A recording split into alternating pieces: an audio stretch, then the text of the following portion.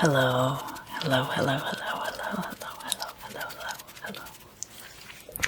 This will be your crystal scrying video for the week of September 30th of 2020 until October 7th.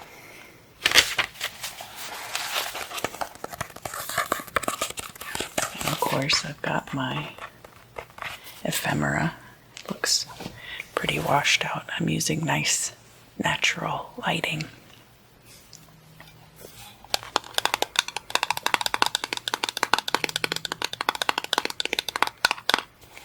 So, interesting. Light this candle.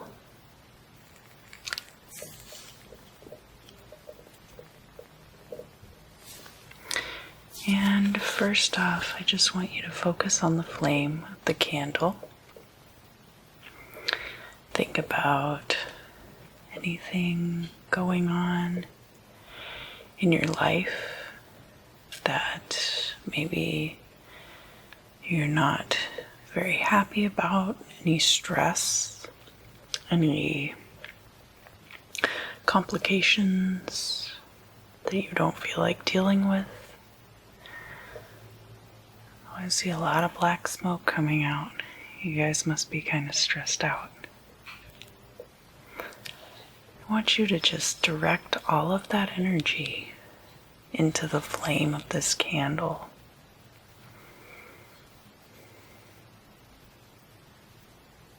Great. Great job. Yeah, I see lots of black soot coming off. Just release it all.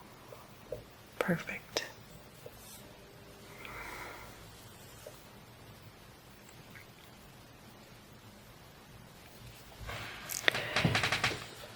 Now, I'm going to put your hair back so that we can do a little bit of smoke cleansing. Just going to blow a little bit of sage incense all around you. But this should be, it's a nice soft kind of a band. It shouldn't crimp your hair too bad or anything like that. So there we go.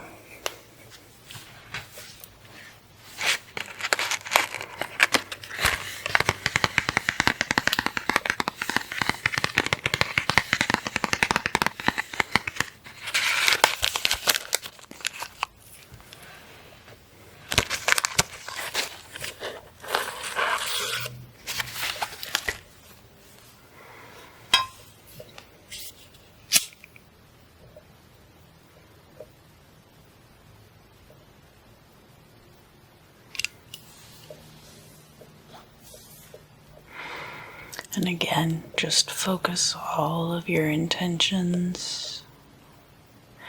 I want you to concentrate on clearing your field.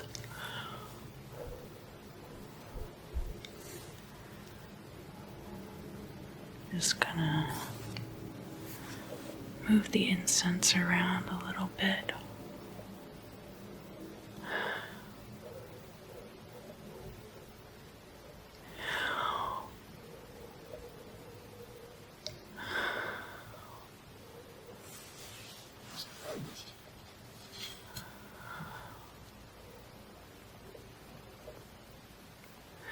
Great, you're doing a great job. Great job, great job, great job.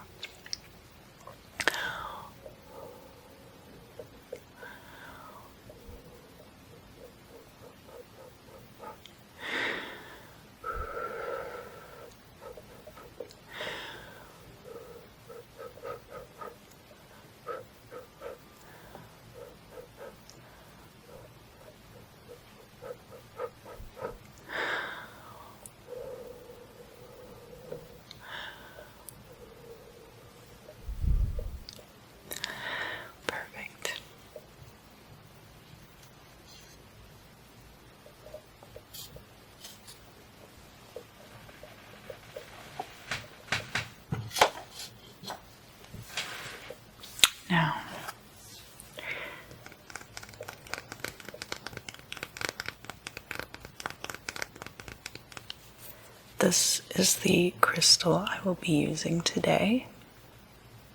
It's my Super 7 crystal. And I'll put more information about that down in the description. Basically, there are 7 different types of crystal included in this crystal,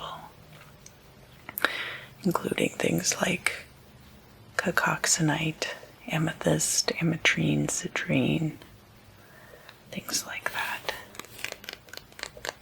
I can never remember all of them off the top of my head.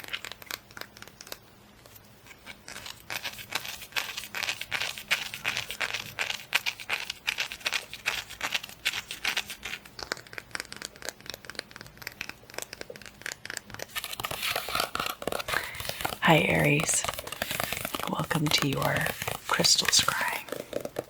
This is for Aries, Sun, Moon, and Rising.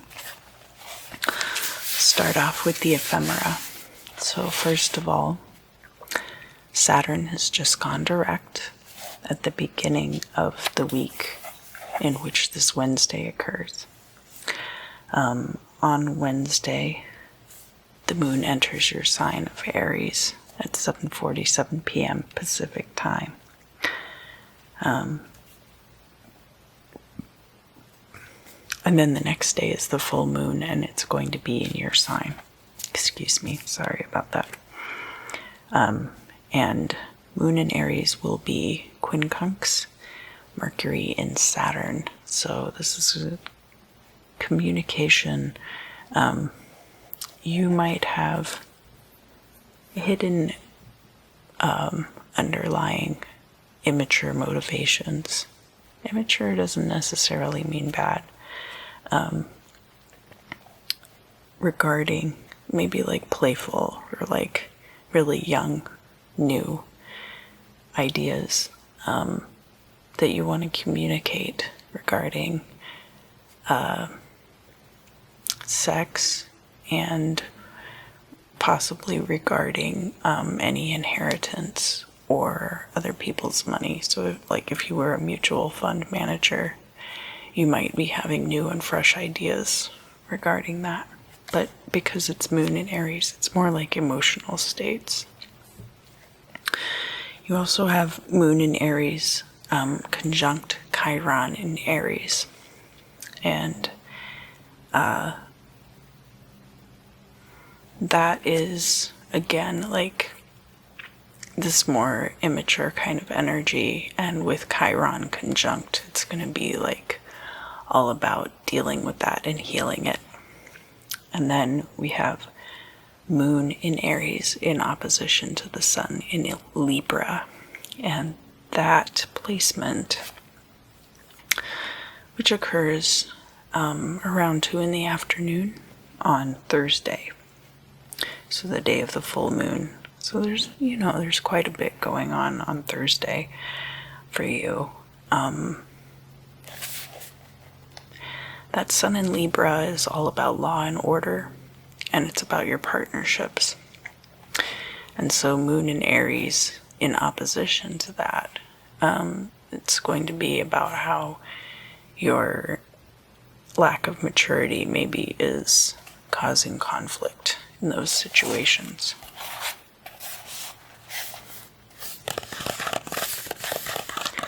So then on Friday the 2nd,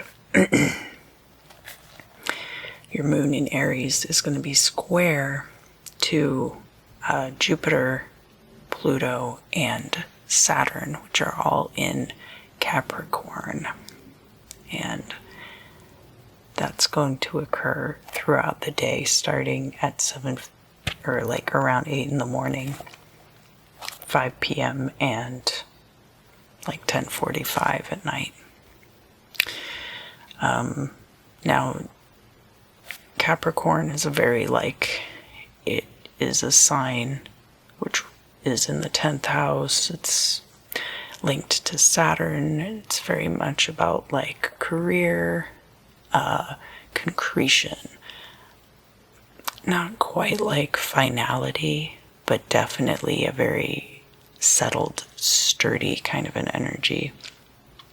And so this moon in Aries, of like this playful side, this immaturity, new ideas coming out, is going to be kind of a tough placement to that.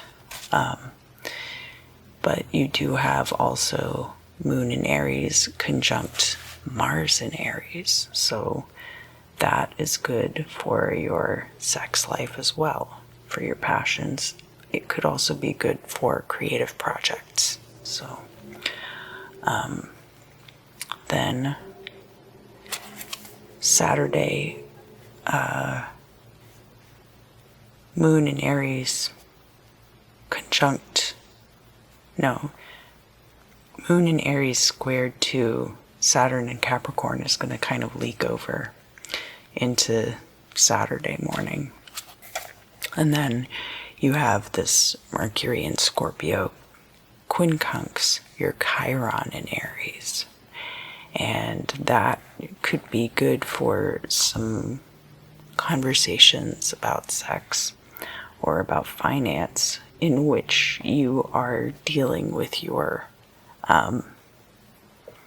less mature aspects, or if there's something new that you want to get off the ground. You know, Chiron being the healer, so it's a good time to like settle all of that out with people. Because quincunx again is a very like nice placement.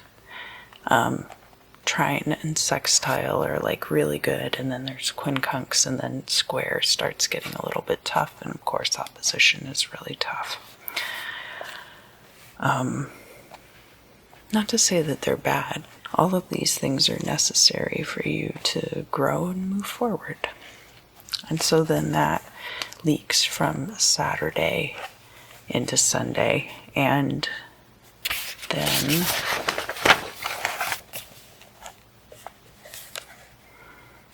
Tuesday you have a sextile between the moon in Gemini and Chiron in your sign of Aries. That's going to be around a little bit before 11 in the morning.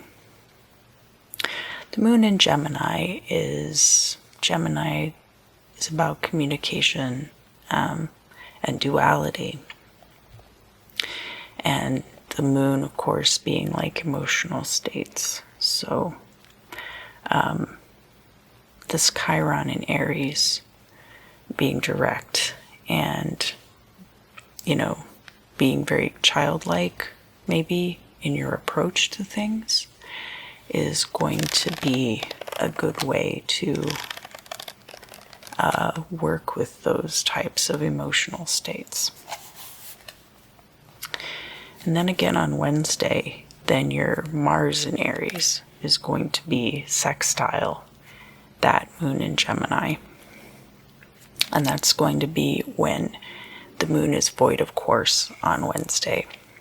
So that's a little bit directionless, but Mars in Aries being all about your creative passions, sexual energy, and then sextile to this moon in Gemini, which is communication but like emotional communication, and like dealing with your own dualities. So that's very supportive of that energy. All right, Aries, now it's time to see what the crystal has to offer.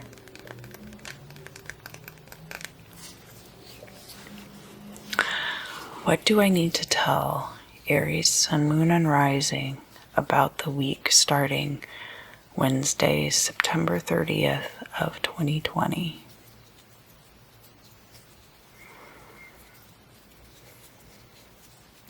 You're going to get it right this time. There's something that you are either working on currently, or you just finished working on it and you're about to get it right big time. All of these things that you've kind of been working toward, it seems like you've had a little bit of trouble again, maybe with the communication, not just in your like physical partnerships, but with yourself, with your own emotions. So this will be a good week considering the placements to deal with a lot of that energy. You are going to be taking a drive. It might not be a very long trip, but it's going to be a trip for leisure because you've finalized this thing out and now you're going to take like a short little road trip to kind of like a celebration, decompress, and, you know, figure out your next move, I guess, is a good way to think of it. And you're going to be, well, okay, so I see that some of you are kind of like traveling up the coast. I'm trying not to project too much here because, like, obviously, with how things have been, you want to make sure that you're not just projecting because I want to go to the beach and drive up the coast. I see, like, you know, some nice cliffs, maybe a lighthouse, overlooking the ocean, and the spray in your face. I've been getting a lot of, like, beach energy for Aries, I think, this year. It seems to be a recurring theme for you guys, which is good. I mean, definitely the beach is a really wonderful and therapeutic place to go. So I definitely encourage going to the beach, as long as you're being safe about it.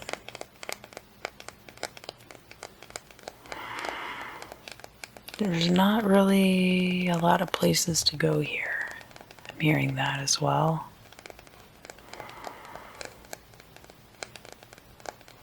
Off the ground, far off the ground. Oh, some of you are gonna try parasailing. And I guess it's a pretty good time of year to do that in a lot of places. But like I feel that lifting up off the ground, and I see you looking down over the water. So it'll be, you know, parasailing possibly over the water.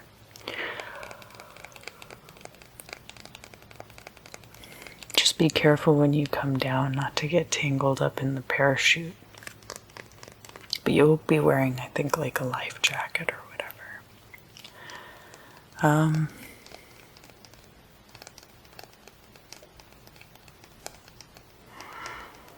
Preserves. Preserver, just the life preserver. Okay. What else do I need to tell Aries? I hear Aquarius too, so maybe some of you have an Aquarius placement.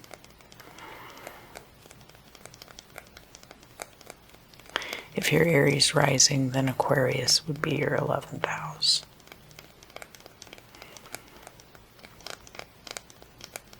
So maybe like any 11th house placements that you have.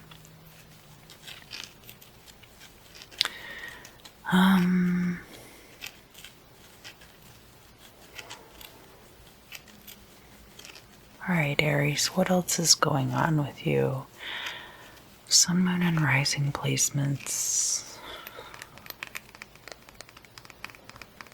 Wednesday. Here is... Hold on. I'm hearing Monday, October 30th. Is the 30th a Monday?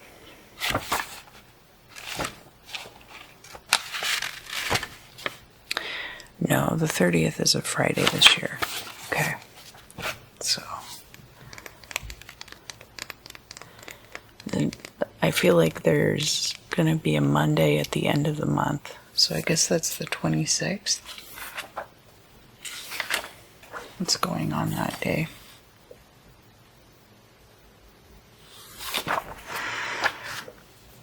is there something going on Monday, October 26th that an Aries, sun, moon, or rising needs to know about this year 2020? There's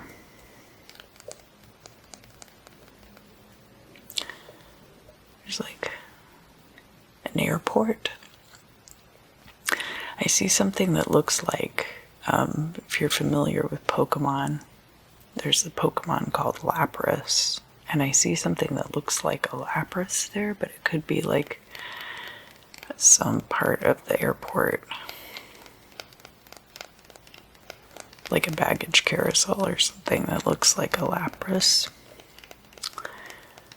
Are we talking about Aries going to the airport on Monday, October 26th? Yeah, I see you picking up your bags off of the carousel. Some of you might be traveling by air, but I feel like that's not really what this is getting at. What do I need to tell Aries about Monday, October 26th? Ooh, I see that some of you are receiving stolen goods. Just be careful about that. You're not going to know that they're stolen, I think, is the deal. So somebody's going to approach you and want to sell you a shipment of something for some of you. And for others of you, this could be kind of more like a metaphorical situation. So it'll be similar to that, but not necessarily the exact same. Yeah, it's not like a massive shipment, but they're like trying to move some weight. So it's like, maybe like a pallet or two worth of stuff, and it turns out to be stolen. Is this electronics? Well, I mean, that's not important. What's important is that you're at this airport and you're receiving these stolen goods. I mean, it could be like bootleg Pokemon merchandise or something like that too, or video games or something related to that. What do I need to tell Aries about this situation on Monday, October 26th? It's a sting operation. I feel like it's some kind of setup.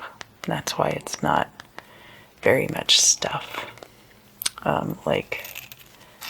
It's not like they're trying to sell you like an ongoing rotation of merchandise. It's like, these are the goods that we have and we're just trying to get rid of it. But you don't know that it's stolen and you don't know that it's a sting operation, which doesn't make sense, because it's like, why would you do a sting operation if you're not going to tell people that the goods are stolen? Otherwise, it's just a transaction. Like, how are people supposed to know stuff is stolen? That doesn't make any sense. Why would they do that? I mean, yeah, it's entrapment, for sure. But why would they go to all this trouble to do this if they weren't going to tell the person the goods were stolen? They did, but they use like this code that you don't understand because you don't deal in stolen goods. This is a messed up situation. Are you sure? Yeah, that's going to be for some Aries, sun, moon, or rising. And if it's not that exact situation, it could just be a situation where somebody sets up this overly complicated sting operation.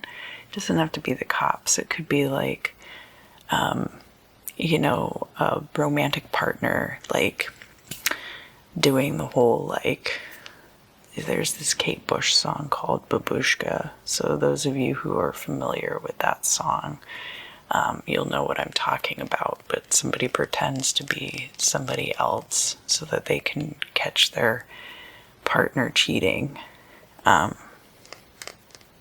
with the fake version of themselves. You catfished your own relationship. So for some of you, it could be a situation kind of like that, where somebody's like just creating this overly complicated situation to try to catch you in a dishonest act that you don't realize is dishonest. So watch out for that. What else do I need to tell Aries, Sun, Moon, and Rising for this week of the 30th through the 7th? That's it. I think that's all I have for you today, Aries.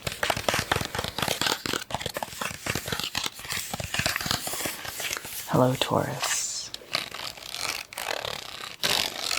It's time for your Sun, Moon, and Rising crystal scrying forecast for the week of Wednesday, September 30th through Wednesday, October 7th. So, excuse me, Saturn has just gone direct in Capricorn right before this period starts. And here on Friday the 2nd, Uranus is in your sign and will be for a lot longer, like definitely all through next year. But on Friday, Uranus is going to be quincunx the Sun in Libra. So Uranus in Taurus is a very interesting placement in that Taurus being the house of possessions and things that you own, and then Uranus being this energy, this kind of iconoclastic energy where new ideas, new concepts. It is the higher octave of the Sun and Venus. So a lot of those energies kind of combined into one. And quincunx with the Sun in Libra, that's going to be about partnerships in your life, not just romantic ones, but also business partnerships and work relationships. And justice.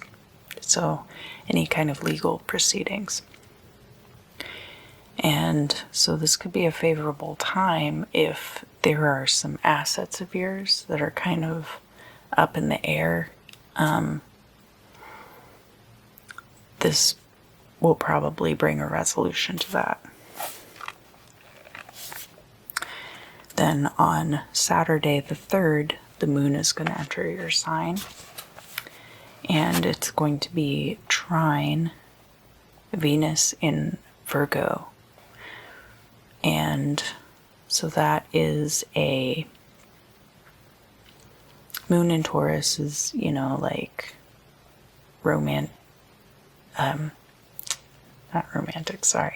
emotional states regarding your possessions. And that's trine Venus in Virgo, which is like romantic feelings in your daily life. So this could be, you know, little tokens, trinkets of affection being passed between you and a romantic partner on this day. But you know, like everyday mundane things, like I wash the dishes for you, and not like expecting to be gratified for that. We also have the moon in Taurus in opposition to Mercury in Scorpio.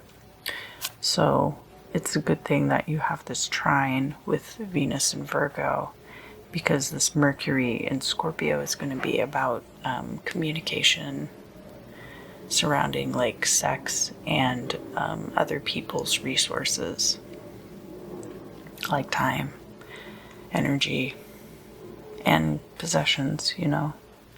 So it might be a situation where you guys are doing all these nice little things for each other, but you're not communicating in the bedroom or something like that. But that's just on Saturday the 3rd. And then the next day, on Sunday, Pluto is going to go direct in Capricorn. And the moon in your sign is going to be conjunct to Uranus in your sign. It's also going to be forming a quincunx with the Sun in Libra. So that's going to be similar to Uranus quincunx, Sun in Libra that we saw on Friday, except in this case it's going to be around like emotional states, emotional attachments to things. So again, like I'm kind of seeing some placements here that like if you have possessions that are tied up in some kind of dispute, you're going to have a lot of favorable energy this week to get that cleared up. And then you have Moon in Taurus trine to Jupiter in Capricorn. And this will be good for Jupiter in Capricorn is like a good career energy because Jupiter is all about growth, expansion, and wealth. And then Capricorn being a sign that's very tied to Saturn and its energies and 10th house career. So this could be a good time to buy something that you want. Like something that it doesn't have to be like a frivolous expense, but it's more like something that you think will improve your life emotionally. And then we also have Moon in Taurus sextile Neptune in Pisces. So that's a very dreamy kind of a nebulous energy. So it's good that you have this trine with Jupiter in Capricorn to kind of balance that out, because otherwise this Neptune in Pisces sextile could get very just kind of like overly washed out. And then again on Monday, the moon is in your sign. It's going to enter Gemini on Monday.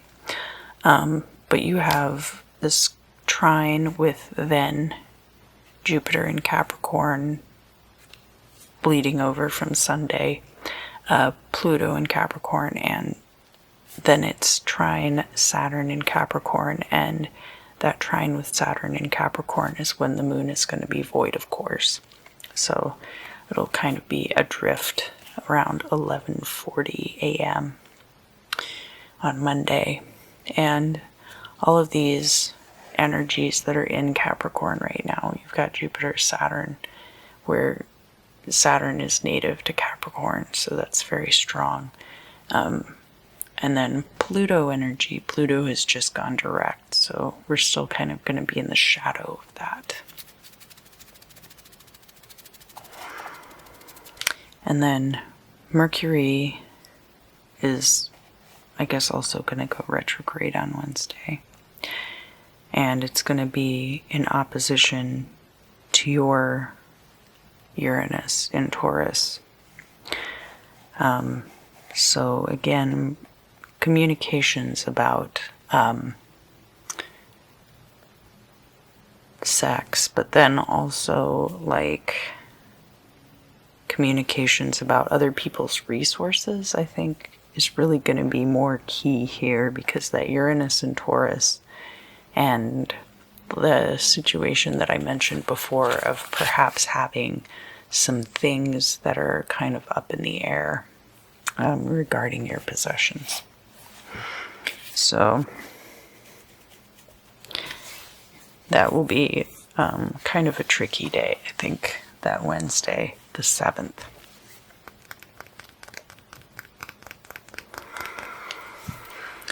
So this is my Super 7.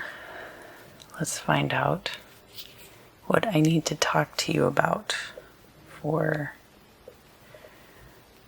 this week, Wednesday, September 30th to Wednesday, October 7th.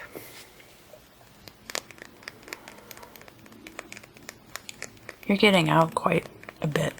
You're getting out and about. Excuse me, sorry.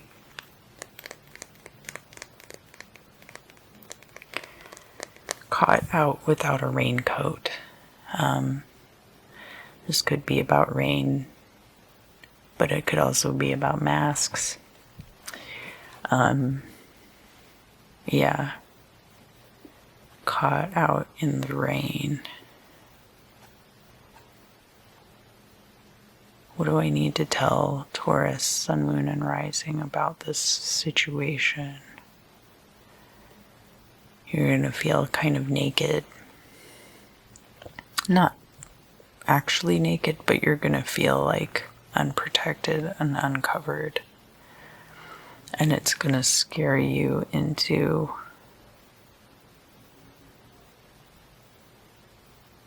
walking. You're going to walk out. You're just going to be like, I'm not dealing with this. So that's good for you.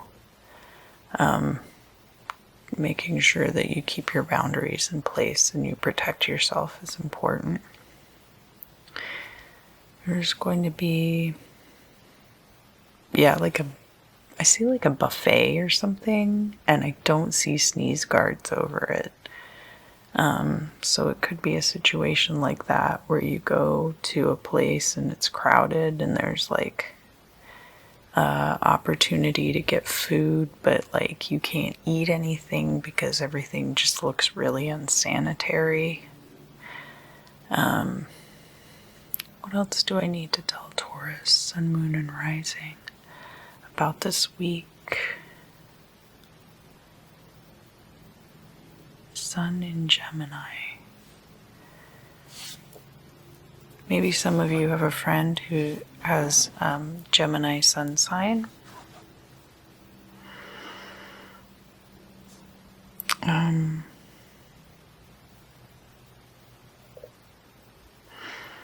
I hear that you're going to find yourself at odds with them about something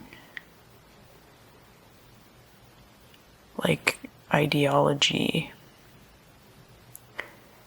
It's not necessarily like,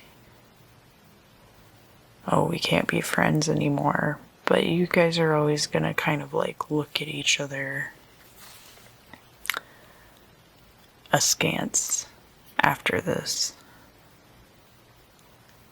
What kind of ideological conflict is Taurus going to face this week? I heard something about getting groped on the subway.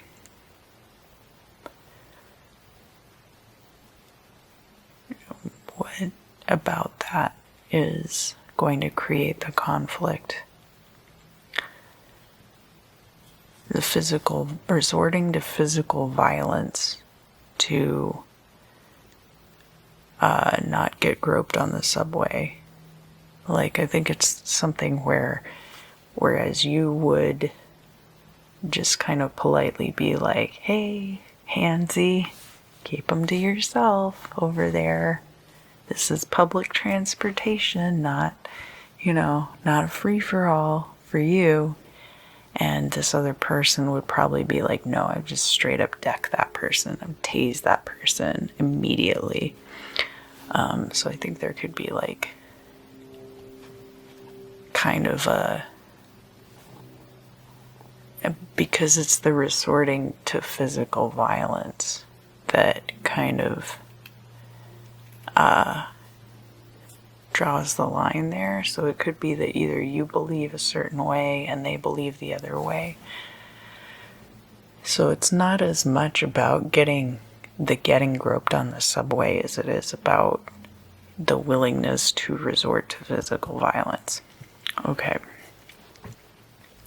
What else do I need to tell Taurus, Sun, Moon, and Rising about this week, Wednesday, September 30th to Wednesday, October 7th? Dental hygiene. Brush your teeth. You're getting to be really good about your dental hygiene.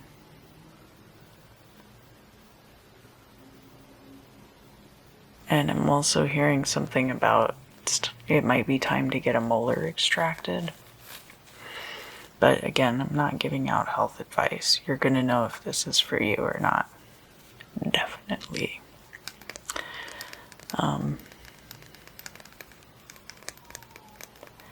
But going ahead and making a dentist's appointment this week.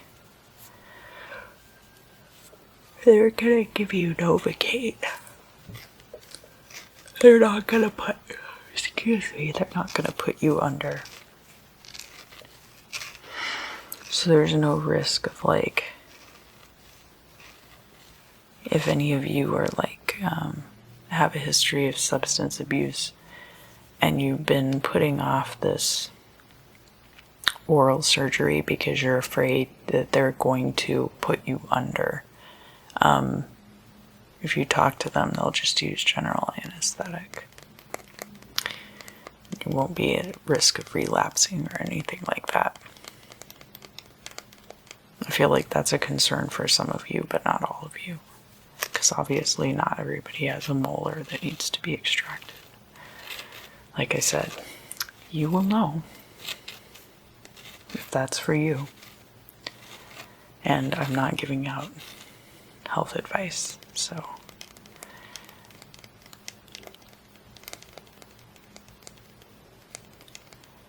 Walking to the bank. There's a t-shirt on the ground. You walk towards it, and usually it's not a good idea to pick up like clothing off the ground because sometimes it's discarded for a reason. But in this case, it's like it just fell like out of somebody's gym bag or something, and it's not in rough shape at all. It's in really good shape, and it doesn't smell terrible. Like it wasn't something that they wore while they were working out and then it smelled like super sweaty. It was just maybe like in a gym bag or a backpack or something and fell out. And you're gonna find this shirt. Could be a dress. Could be a pair of leggings. Something like that. Is there any significance to this piece of clothing? You're just going to get a lot of use out of it. Is there anything else that I need to tell Taurus, Sun, Moon, and Rising about this week, the 30th to the 7th?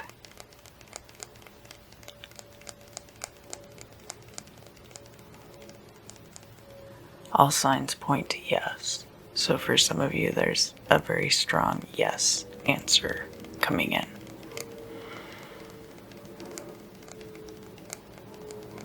Or it could mean that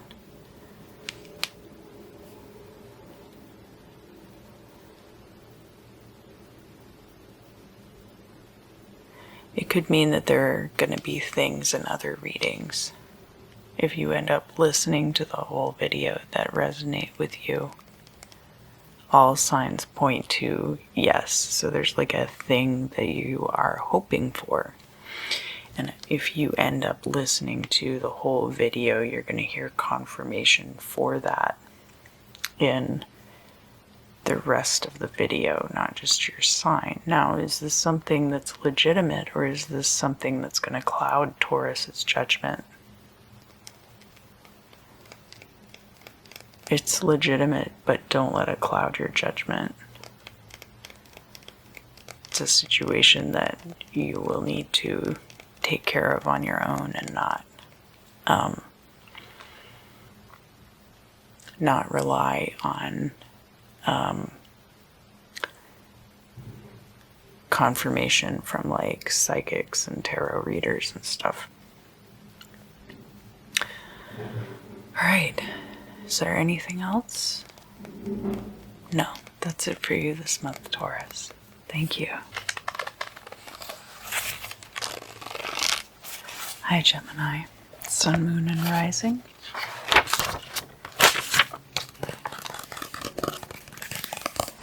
Let's talk about your week ahead for Wednesday the 30th of September through Wednesday, October 7th.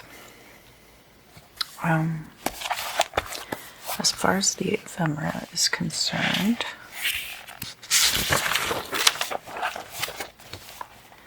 there's not a lot going on for you until Monday, when the moon enters your sign at 9:03 p.m. on the west coast, and that would be 12:03 a.m. on the east coast of the United States. And then on Tuesday, the moon in Gemini is going to be square Venus in Virgo. So that's going to be like your emotional states surrounding communication and duality. And Venus in Virgo is about your daily romantic routines, and the health of your relationships. So it could be about communication in your relationships with the people who are around you, romantic or otherwise, being a little difficult on Tuesday. But then you also have Moon in Gemini, sextile Chiron in Aries. So Chiron in Aries is all about healing the immature and new young parts of ourselves. So a good time for communication regarding that. And then quincunx, Mercury in Scorpio. This Mercury in Scorpio,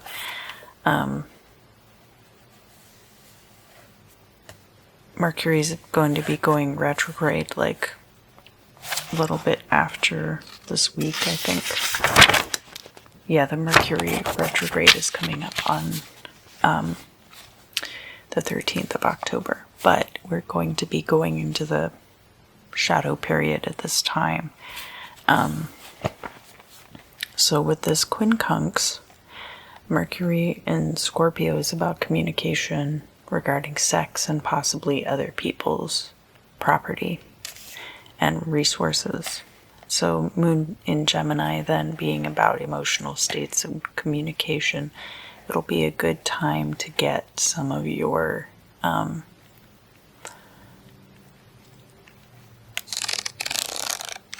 some of those things ironed out with a sexual partner. And then on Wednesday, with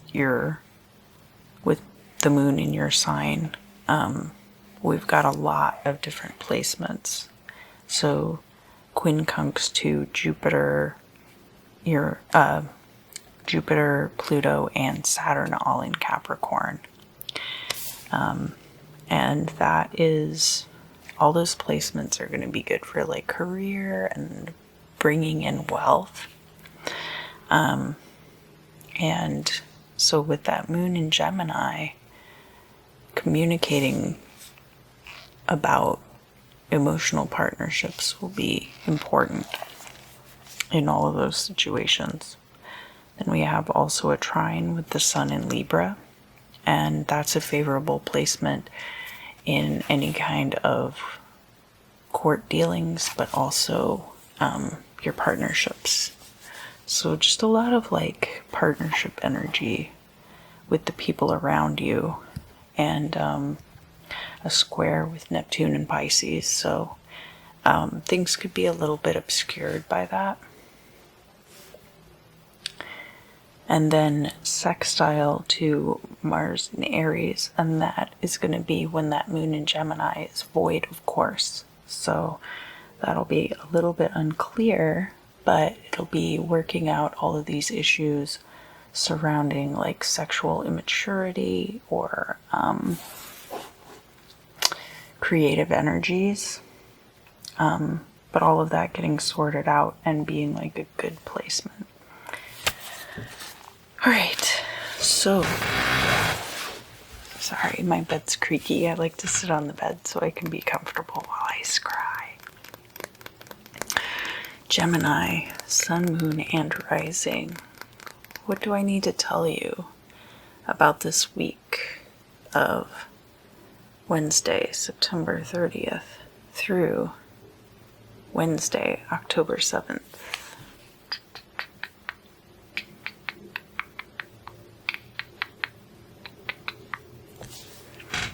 Gemini, you're getting worse for wear. They're worse for wear. Oh, sorry. What do you mean by that? Worse for wear.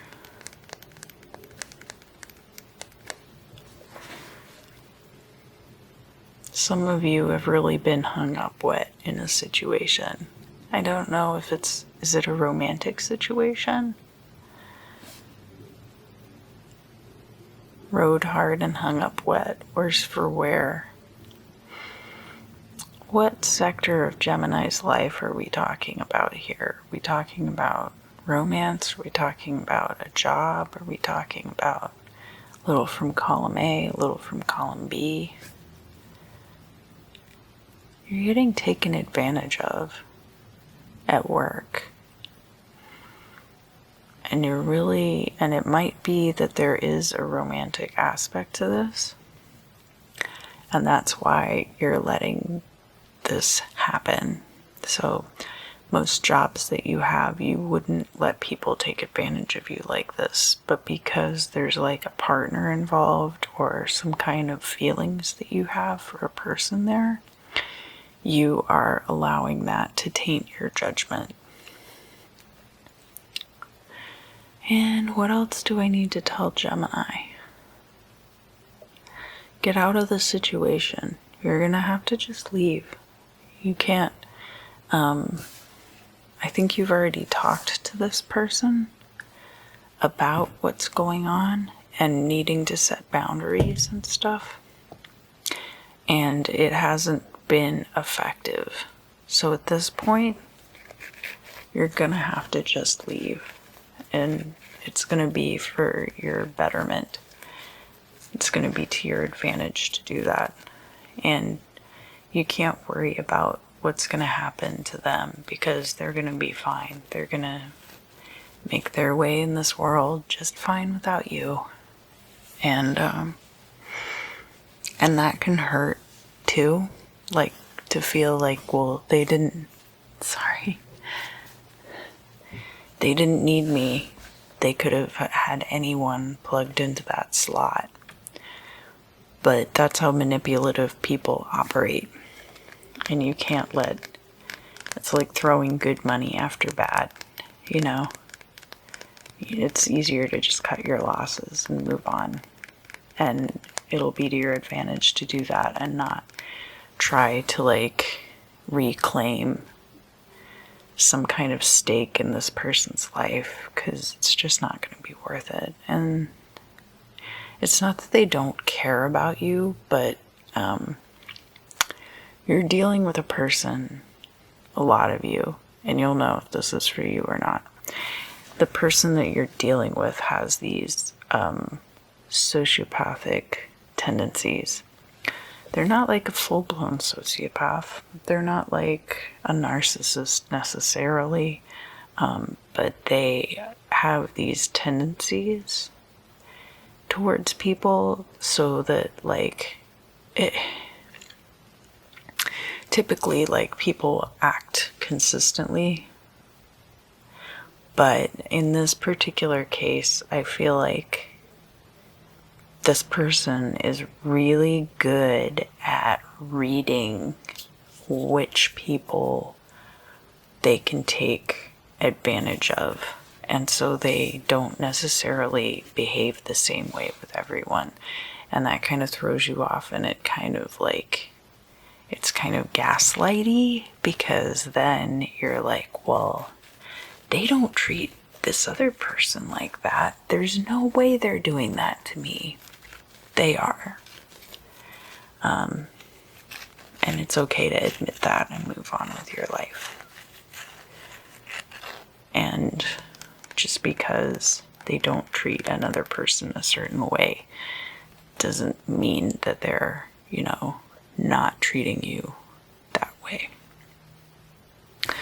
What else do I need to tell Gemini, Sun, Moon, and Rising for the month, for this week, which is September 30th to October 7th?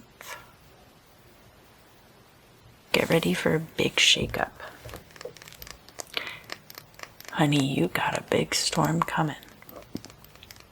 Is this good or bad? Both. So it's going to be a lot of like turbulent situations where things are getting all rearranged. And the best advice I can give you is to go into this period of time with the idea of, like, keep an open mind. I'll give you an anecdote from my own life, for example. When I was filming the planetary slime video at the end, I had some candles burning on a table, and I had not put anything between the candles and the table, which was not a good move on my part. I admit that freely. Like an idiot, I walked away and I left the candles burning. And sure enough, the fire alarm starts going off in the apartment. And I walk in and there's this like ball of fire sitting on the table where the candles were. They had burned all the way down to the plastic surface of the table, which then caught on fire, but only in that one area, so it was able to blow it out really easily. So the top of that table, the folding table I was using, was pretty much ruined. But I ended up taking the legs off of the table, and now I can put whatever top on it I want, and I can use it as a stand for like a keyboard, or I have a different instrument that I made using springs that I think I might use in an upcoming video soon, because it makes very soothing sounds sometimes. Anyway, so it was really stupid for me to do that, right? And it definitely ruined that part of the table, but it actually opened up a lot of other possibilities for me as far as this particular stand was concerned, because a lot of things don't have like a perfectly flat bottom. Like a keyboard stand doesn't have a flat surface, right? It holds the keyboard, and so it does that so you can get a more stable surface and your keyboard doesn't slide all over the place. So now, because I was able to take the tabletop off, it's opened up all these other possibilities.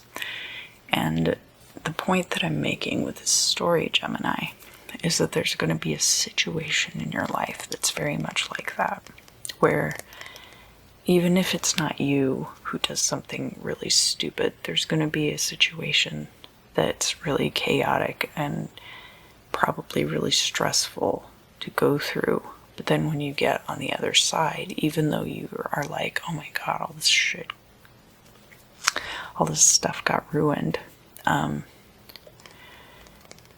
you're going to feel better about it the further away from it you get, and the more that you're able to see how the aftermath of the situation was actually more beneficial to you.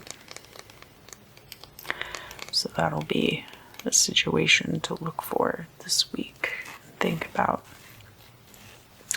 What else do I need to tell Gemini, Sun, Moon, and Rising? Give it a shot. Give it a little extra time. Take a day off from work if you need to, just to deal with the stress and possibly the situation at hand. Like if it's like if you have to go to the DMV or something, just go ahead and take that day off from work. And it'll be okay to do that. Excuse me. These make me kind of tired sometimes. And I think I need to go eat something also. What else do I need to tell Gemini, Sun, Moon, and Rising about Wednesday, September 30th through October 7th? I heard the 20th, so that would have been okay.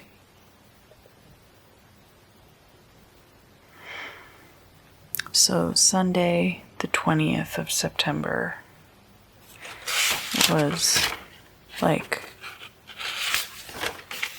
a week or so ago now, a little over a week ago. Something started with you a little over a week ago, so you kind of have like an inkling that this situation is coming in.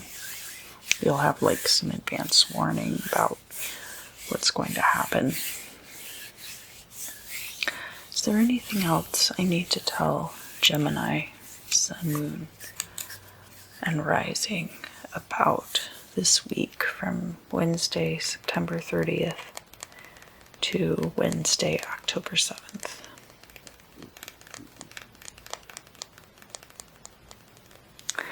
I see like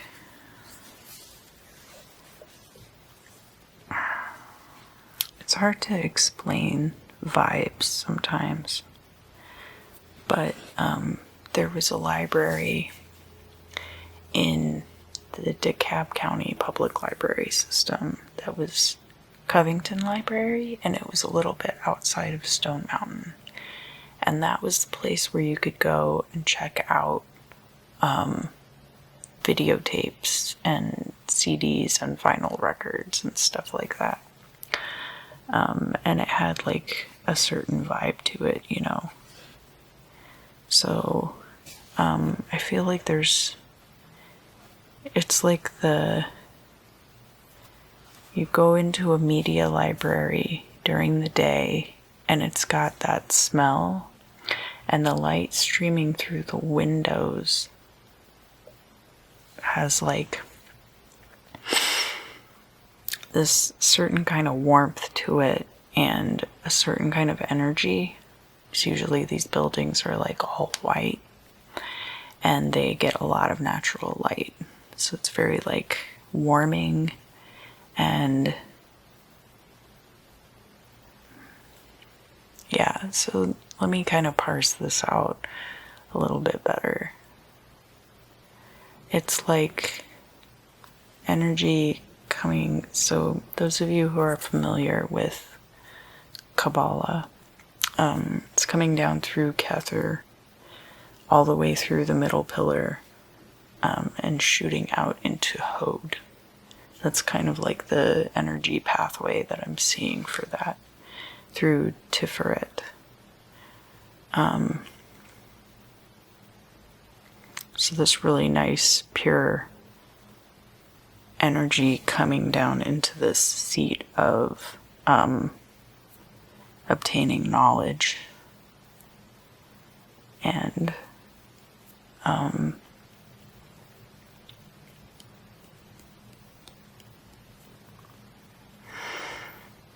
and the smell being like the smell of old paperbacks.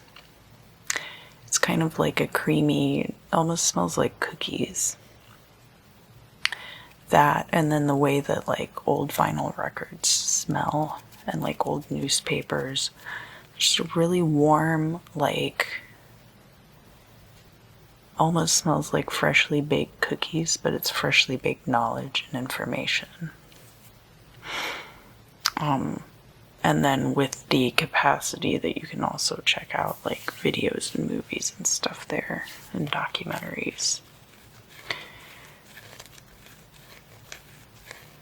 Yeah, because I'm also seeing like the media center at the Georgia State Library, and these are all within my own frame of reference, so I don't expect you, unless you have been there, to like really strongly relate to that part of it. Other than that, I'm just trying to convey like the energy that's coming through. And you could sit there in the Georgia State Library and watch videotapes. So a lot of times if I was on break and I didn't want to go to the gym, I'd go over to the library and I would watch movies and documentaries. And I watched one about, is this part important?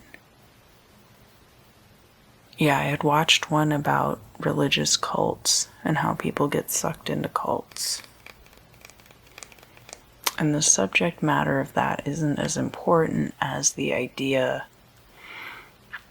that all around you are these seats of knowledge, and you can just go in there and be exposed to that. There's always going to be a gap between the eternal white light energy and what you're able to receive here in the physical plane.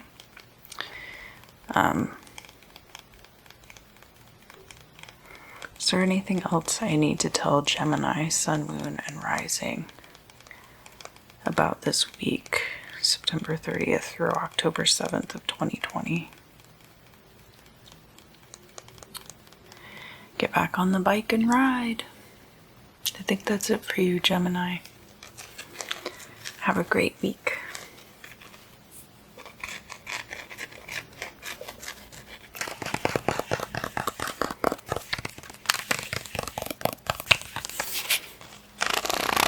Hello, Cancer. Let's talk about the week of September 30th through October 7th. So, in the ephemera,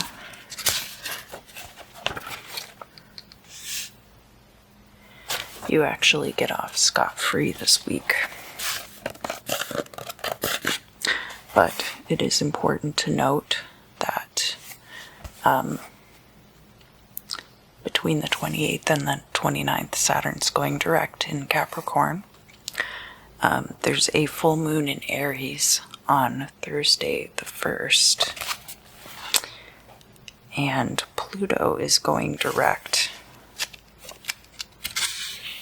on Sunday the 4th. And then on Wednesday the 7th, Mercury is entering the storm before it goes retrograde.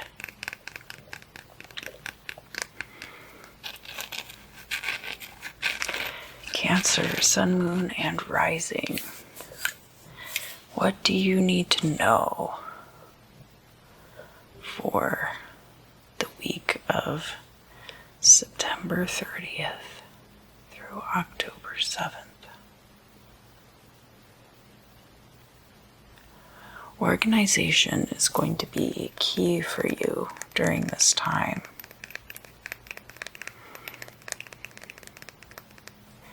You're going to be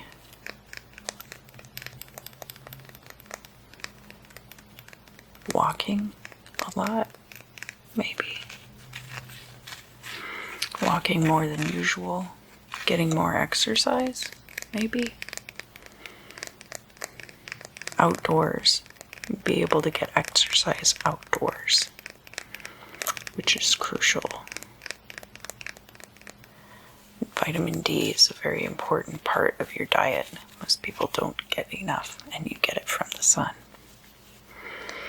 What else do I need to tell Cancer, Sun, Moon, and Rising about this week from September 30th to October 7th?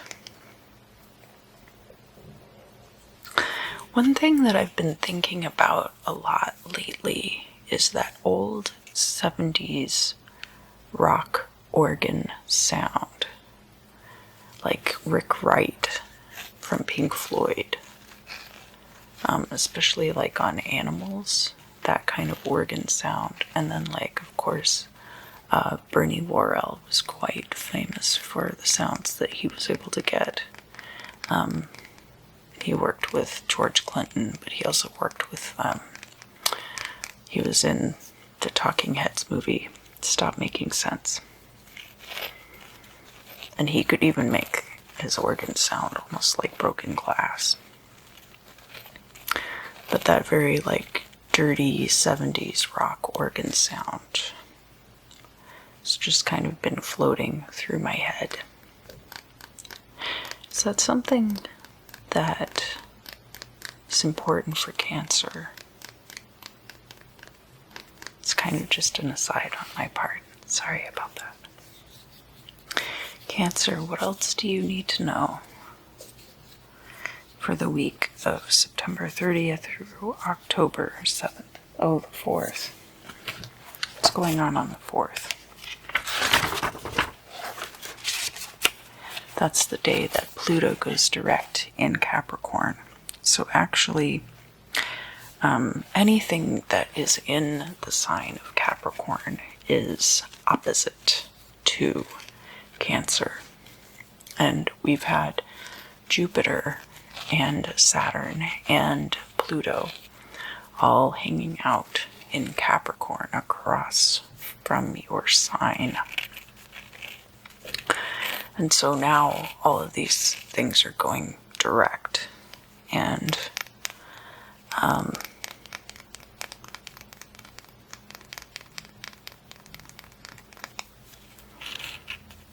it's an oppositional energy,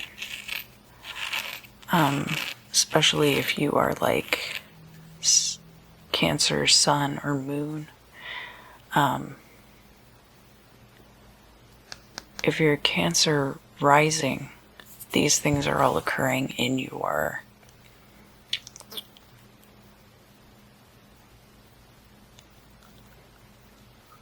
seventh house, sixth house. I think the 7th house is the one that's like truly opposite. I think I have a natal chart to look at right here.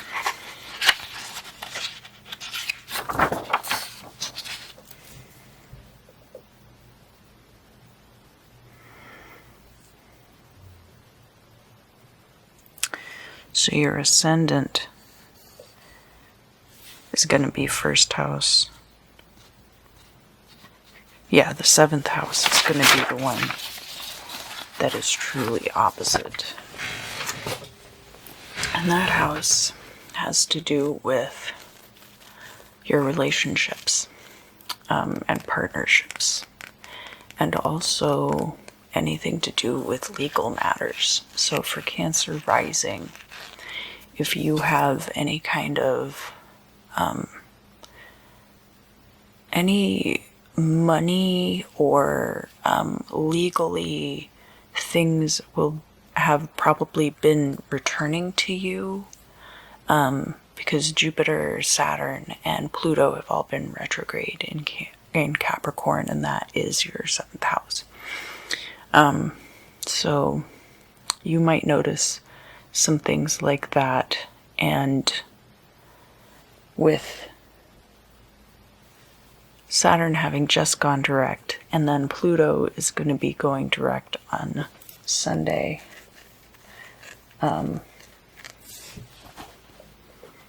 That's all going to be kind of coming around full circle for you during this time. Let me see.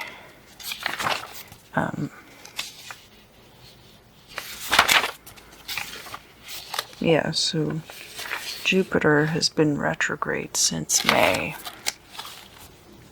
in Capricorn. And it looks like on the 12th is when it went direct. So now all of those planets that were retrograde in Capricorn are direct. But there's still a shadow period, of course, after. So there might be a few more surprises regarding like wealth and career that will come back around to you again.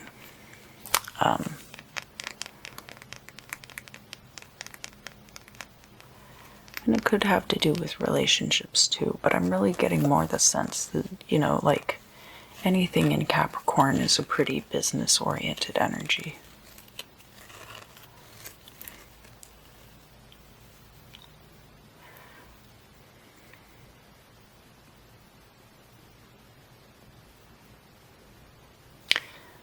Alright, well, it looks here, I'm noticing there's like, and you know, these aspects are always on the crystal, but certain things will be called to my attention at certain times during readings. There's like around the center here, there's like, it's not a fissure, but it's like a band. Oh, come on, stay in focus. I just want to show you guys something. Yeah, there's like a band here. And it goes all the way around this white band here.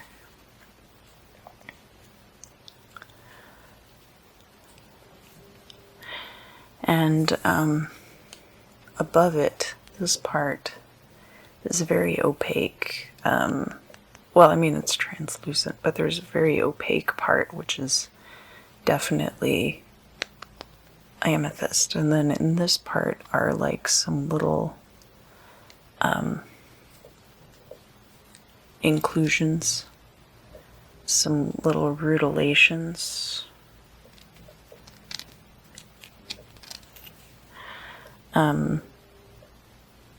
It's like a line of demarcation.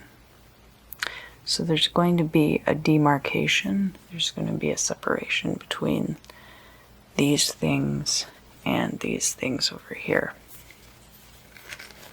And that could be related to like separating, kind of creating like a dividing line in your life between some different things. So you could be just honing in on your discernment. So getting to a point where you really understand better like things that you're actually interested in having in your life. A certain amount of it could be like, these are things I'm going to spend money on, these are not. I'm going to go to these places, I'm not going to go here. That kind of stuff. Where you're putting your energy and resources.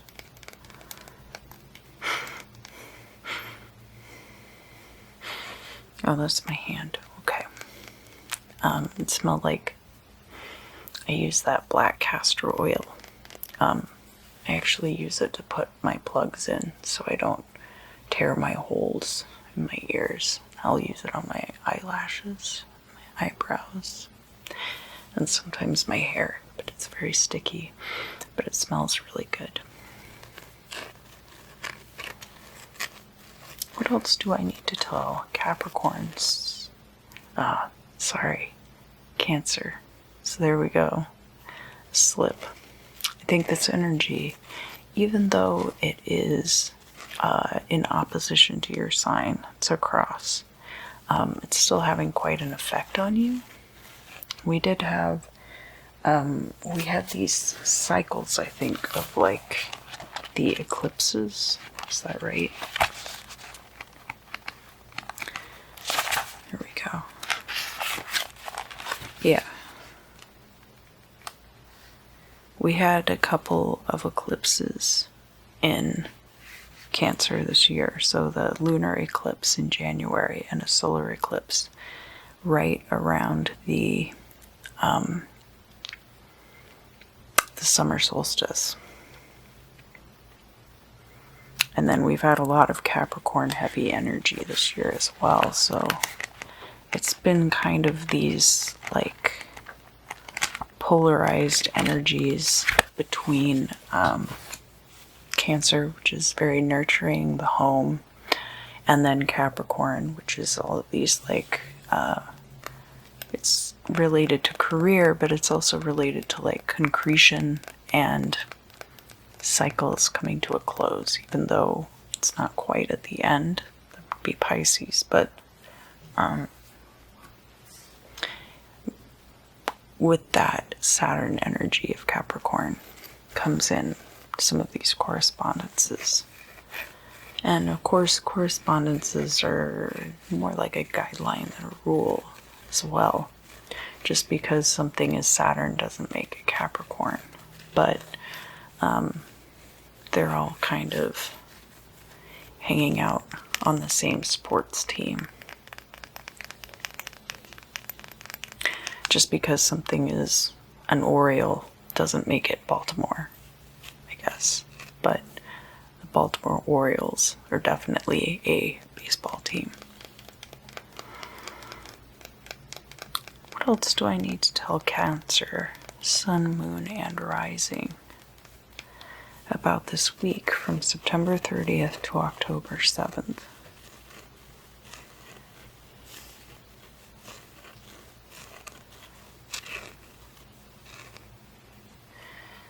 There are areas of your life that are well within your control and your means.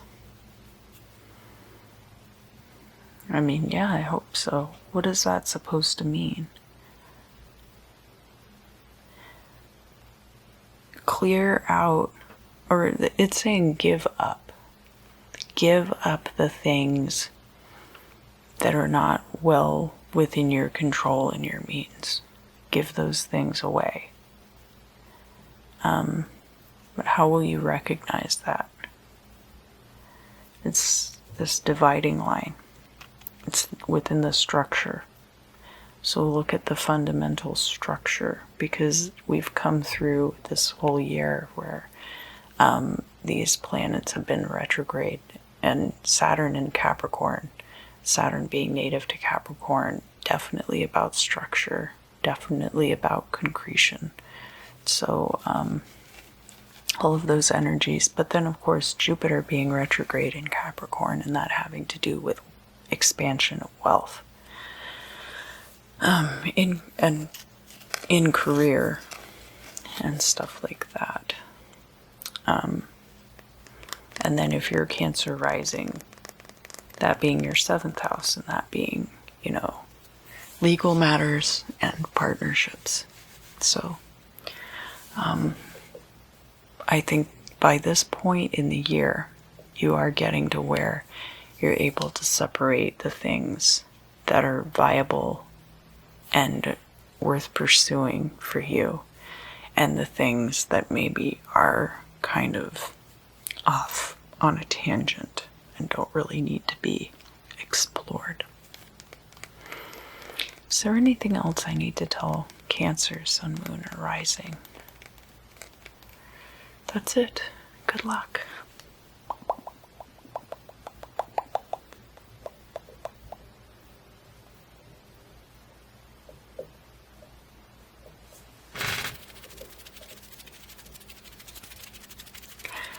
Welcome back, Leos, Sun, Moon, and Rising signs,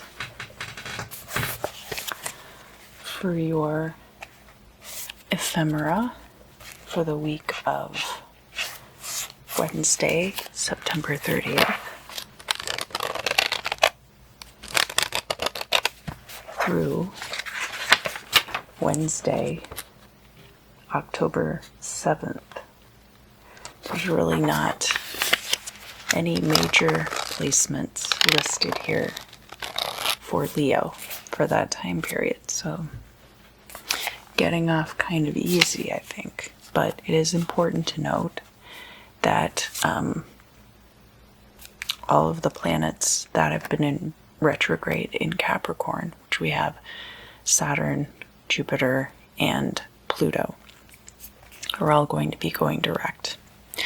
And then there's a full moon on the 1st, which is Thursday, and that is going to be in Aries. And let's see if there's anything else. Ah, yes. So next Wednesday, the 7th, Mercury is going to be entering its storm before it goes retrograde. And it will be retrograding in Scorpio, I believe. Yeah. But we do have a nice full moon coming up.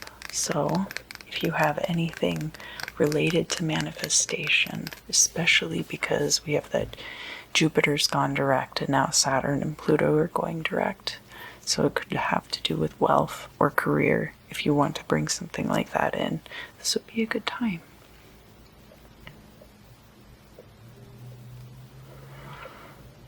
So, Leo, sun, moon, and rising signs. What do you need to know for this week, September 30th through October 7th?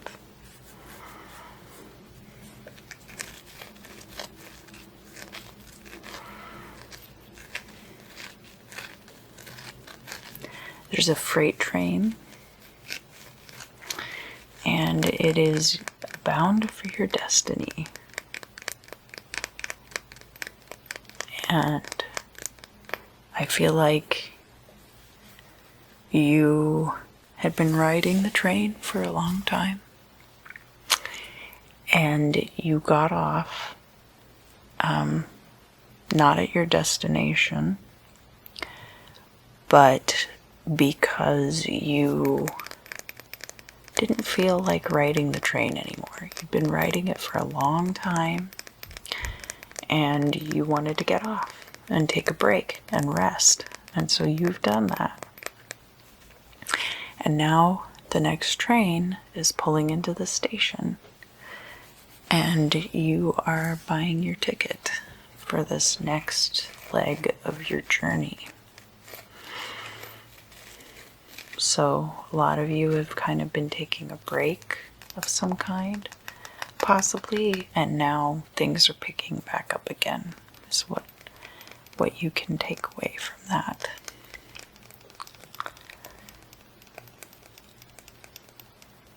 There's something that I'm hearing something about forgiveness. What's going on with forgiveness with Leo, sun, moon, and rising?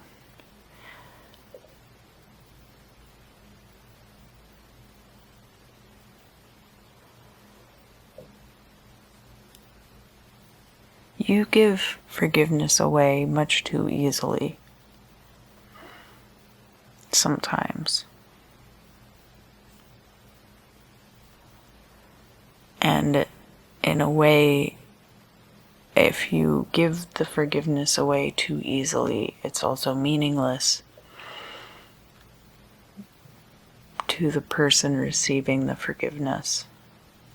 And that has a few different connotations to it. So the forgiveness can be meaningless because they're not actually forgiven. Like, you don't then go back to trusting that person the way you may have before. So that's a connotation.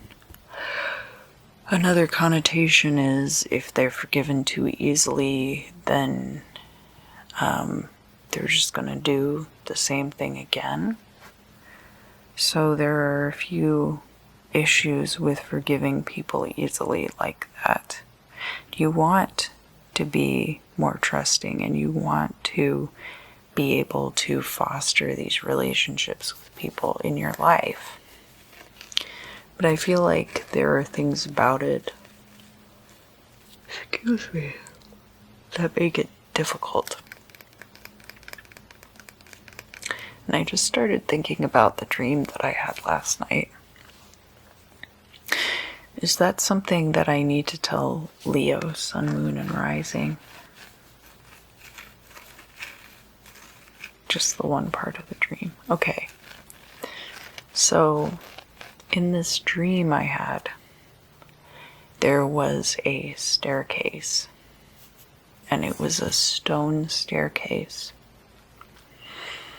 And it led up to, it was like carved into a mountain, but it didn't look, you couldn't see the mountain from the staircase. The staircase was kind of like in this city square type place. But if you started climbing the staircase, that was like the mountain. So you could get to the mountain from the staircase, and the staircase was part of the mountain, but it was not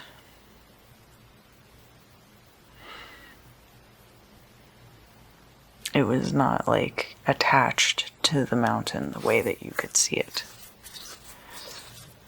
And so climbing these things, when I see that in my dream, I know that's about moving toward a goal. And in this dream, there were these big, bearded, buff, you know, like not bodybuilder buff. They were like built, like you wouldn't fight that guy because he could definitely take you down. That kind of buff. And these guys were like all over this staircase. They were kind of,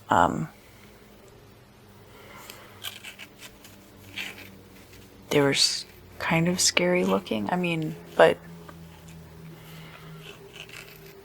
you know, it depends on who you are, too. Because, to me, they weren't scary looking.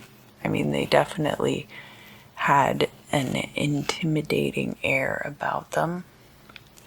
But I also knew that they weren't focused on me. And therefore, I wasn't afraid of them. I wasn't intimidated by them because we had no business with each other. And I was able to just climb this staircase to the mountain, on the mountain, without really interacting with them. And there are a lot of situations that are like that, where maybe there are people that can be gatekeepery in certain situations leading to your success. But a lot of times you don't interact with each other, and you can pass through unimpeded.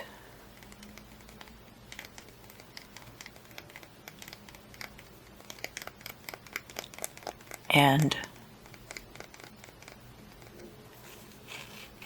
a lot of artistic endeavors are like this, and I'm sure a lot of Leos are very artistically inclined, you know.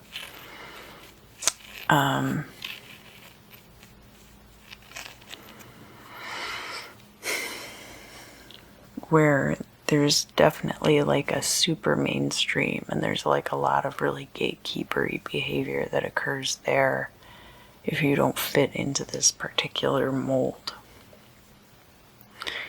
But then outside of that, there's a lot of freedom to be more artistic. But it's all about like finding the right path for you Everybody was going up this staircase, and the only parts of the staircase that were crowded were these lower levels. And I think it's a little bit like that too, to where you see all these people around you and you think that, you know, that you're all going to rise to the top together at the same time. And it doesn't really work like that either. It can be a little frustrating when you see people way ahead of you that you felt like maybe a year or so ago you were on even ground with, but it doesn't work like that. It's not like that. And comparing yourself to people, oh geez, this is one I'm going to have to go back and watch several times. Comparing yourself to those people is only going to be upsetting to you, and it's not getting you any closer to that goal. I mean, some people are definitely the kinds of people who are motivated by seeing the success of others. But actually, that kind of behavior, you can justify it all you want to, but it's actually quite toxic. And you end up in competition with people that don't even really exist. Because you're not in competition with that person. You're in competition with your idea of what that person represents. And they're not actually ahead of you or behind you or on top of you or all around you, or, you know, everything is...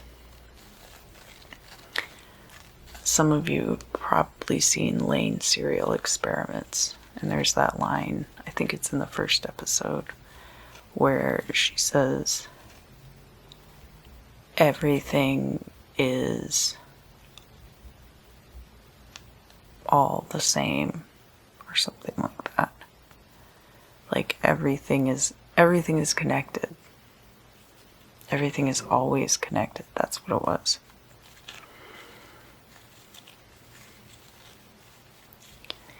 And it was in reference to that guy who was shooting up the club,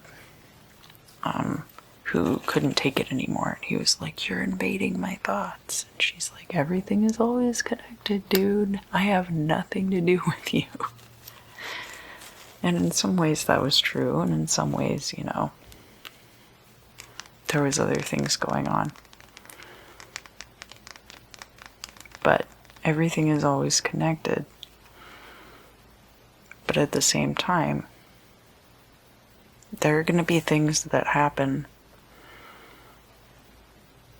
to people over here that you've been watching them do whatever they're doing that really don't have any bearing on what's going on with you whatsoever. And that was... and aren't going to impede you also. And I think that's what's more important, is that you're not in competition with any of those people. I'm just thinking about the imagery of that staircase with all of the guys on it. It was like a motorcycle club. Not quite like a gang, because they weren't hassling people. They weren't shaking anybody down for money that I could see. But then again, they also didn't have anything to do with me. So we weren't really interacting with each other. Maybe they were shaking people down for money, and I didn't see that part of it. So my bias for or against them would then be skewed. What else do I need to tell Leo, sun, moon, and rising sign about this next week from October 30th, September 30th to October 7th. See what's going on at the end of October. I know Halloween is coming up.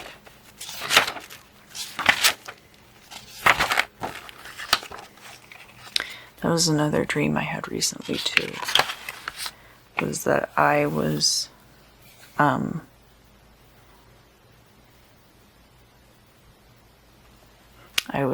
the bride of Frankenstein for Halloween. We have a full moon on Halloween this year. That's very convenient for those of you who are going to put your lobster traps out.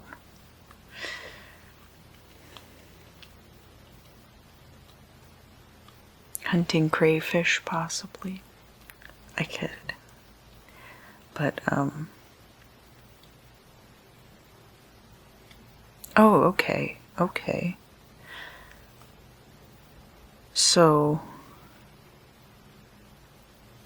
there's going to be a period of time on Halloween this year. The moon in opposition to the sun at 7:49 a.m.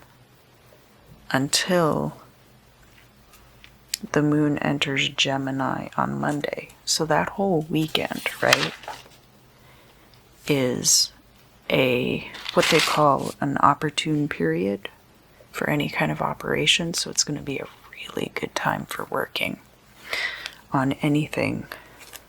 But what they're saying is because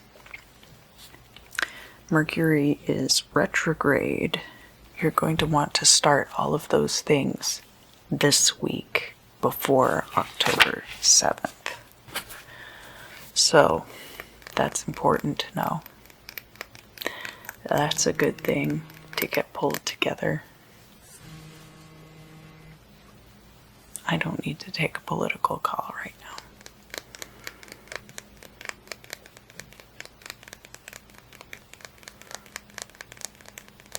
What else do I need to tell Leo? Sun, moon, and rising. Oh, so this full moon, the full moon this week is in Aries, and then the one that is going to be on Halloween is in Taurus. So for you, if you're a Leo rising, Aries is going to be your, is that 10th house?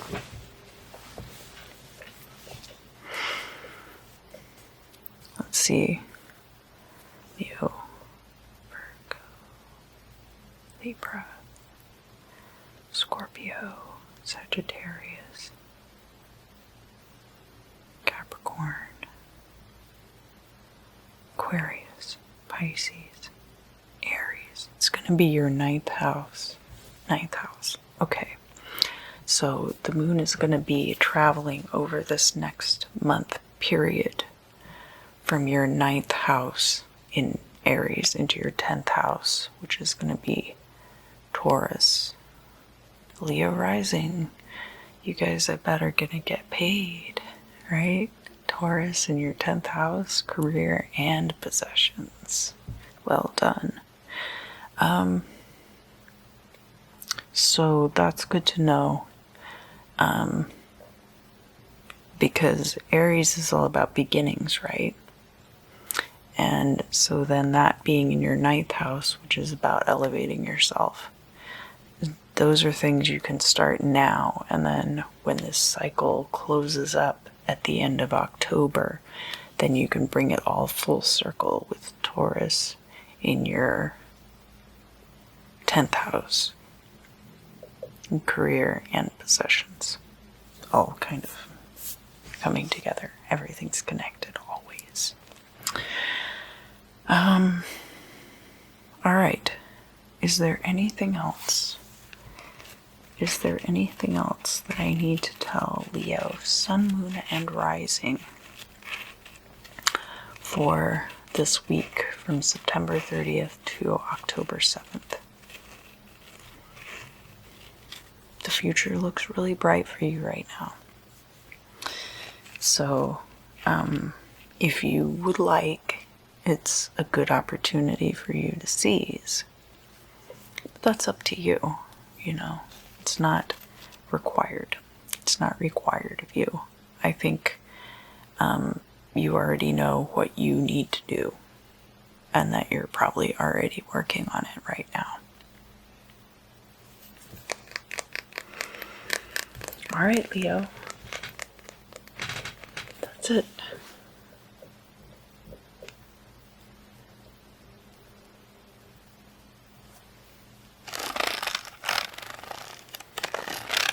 Hello, Virgo, Sun, Moon, and Rising.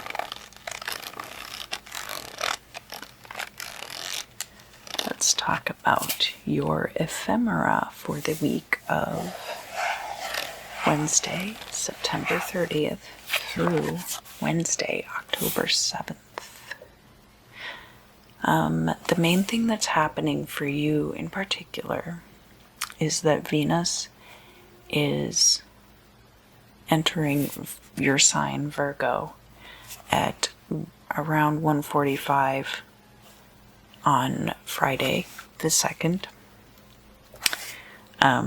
Saturday, the moon in Taurus is going to be trine Venus in Virgo. And moon in Taurus is your emotional attachment to possessions. Venus in your sign is about the romantic aspects of your daily life. It can be about your mundane attractions, all kinds of stuff. So maybe on Saturday you get a box of chocolates or a bouquet of flowers or something like that from somebody you care about. That kind of energy. It could just be a token of affection. A token, you know. Then on Tuesday the 6th, we have the moon in Gemini, and it is square Venus in Virgo. And that's happening, and I give the times in Pacific, because I live on the West Coast of the United States. But it's going to be the morning of Tuesday the 6th that the moon in Gemini is square Venus in Virgo. And the moon in Gemini is emotional relationship to communication, and also possibly the duality within yourself. And this could go a few ways. So it could be that there's kind of a stalemate in attraction communication. Like maybe you're flirting through text message with somebody, and then they kind of just drop it off on Tuesday. Or it could be like you and your partner are, you know, just kind of not communicating about you're sticking to business and not communicating to each other about your feelings for each other. Or it could be also Venus in Virgo being about feelings about the self. So maybe on the one hand feeling really attractive at some times, and on the other hand feeling not attractive at all at other times. That could be an energy that's tied up in that kind of a square also. And then it's also important to remember that next week Mercury will be entering its shadow period before the retrograde. But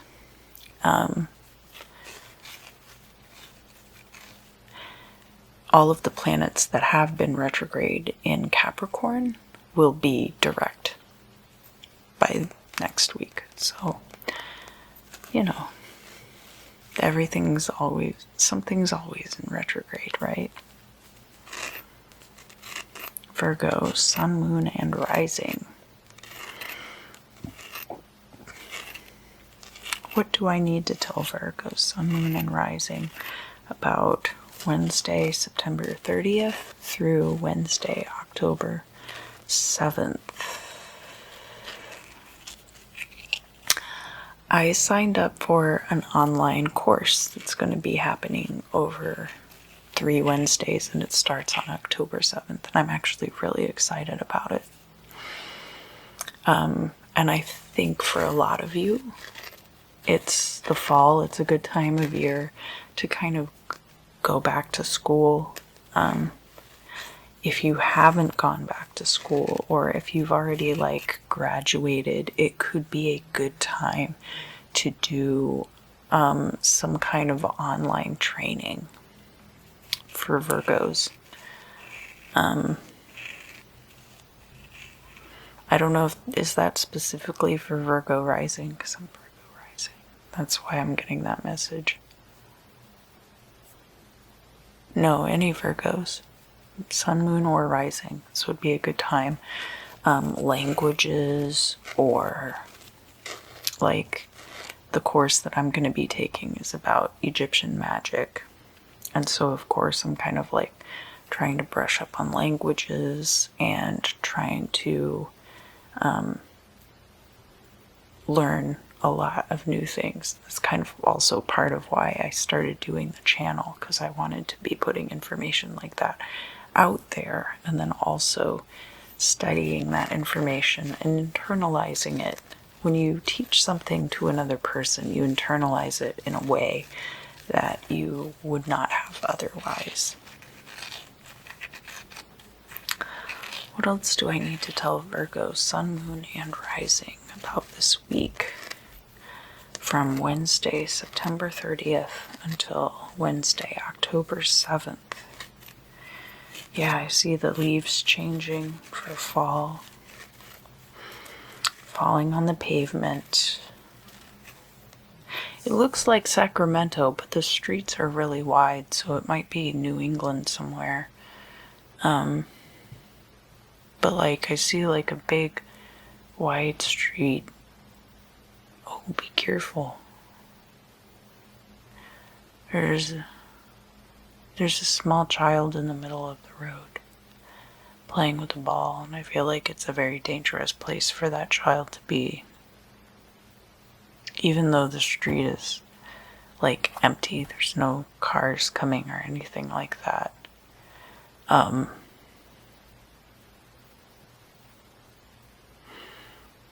And I'm getting, like being hit with like all the possibilities of that situation. Like the parent comes out and grabs the child and brings them in the house. The child gets hit by a car. There's even like a kitten involved. There's like, pet scenarios.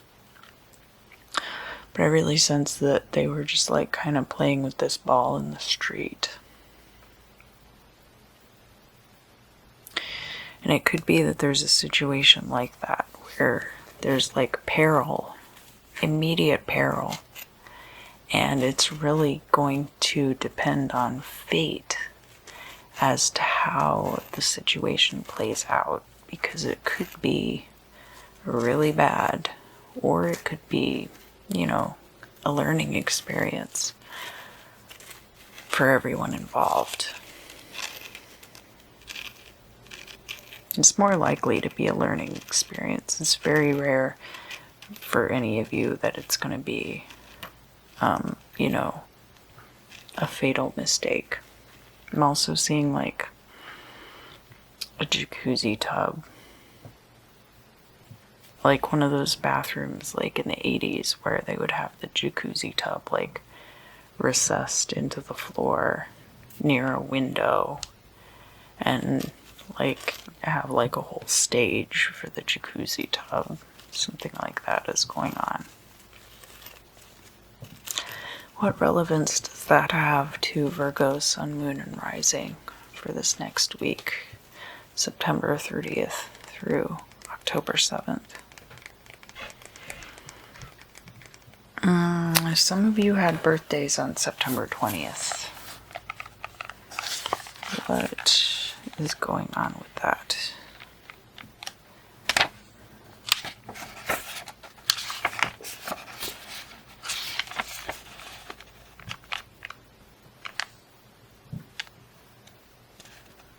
So, I know that some of you had birthdays on September 20th. Maybe there was like a hotel room or a situation where you were celebrating. The jacuzzi tub does have to do with that. Okay. Somebody was celebrating by like getting a hotel room that was really nice or something, or treating yourself to a nice bath. Was it necessarily that water was involved? Yes. So I think a lot of you found a way to, because, you know, like public pools and beaches and stuff have been a really risky proposition over the past few months. And so I think some people have found this way to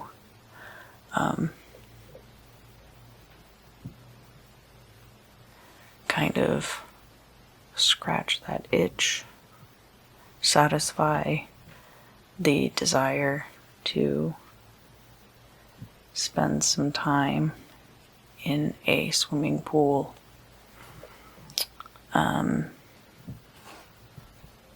Okay. What else do I need to tell Virgo, Sun, Moon, and Rising about this week, Wednesday, September 30th to October 7th?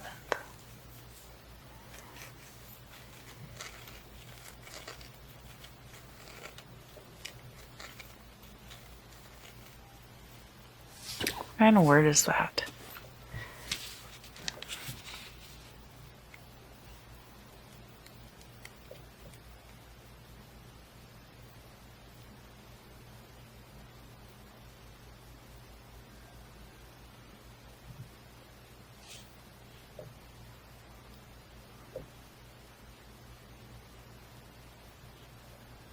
This place in Italy.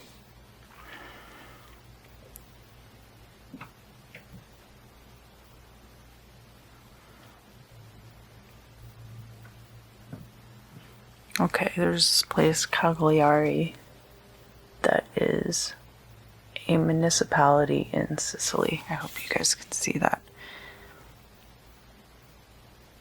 No, Sardinia, sorry. It's on the Italian island of Sardinia. And there's a medieval walled quarter situated high over the rest of the town. It's called the Castello. And there's a 13th century cathedral there, and a former arsenal. It's been turned into an archaeological museum, and they show off bronzes and Roman artifacts and stuff like that. And I guess the saint day is the 30th of October. What do I need to tell? What do I need to tell Virgo, Sun, Moon, and Rising about this place in Sardinia?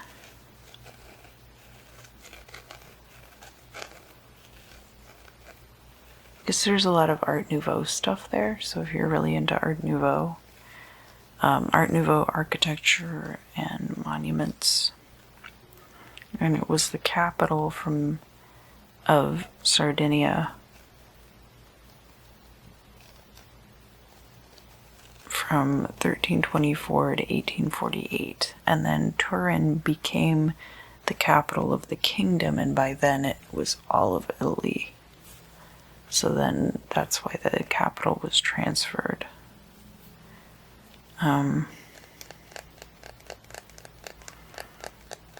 What's so great about this place that I need to tell Virgo, Sun, Moon, and Rising about it?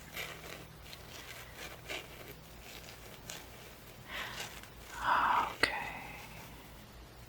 Because it's near the ocean.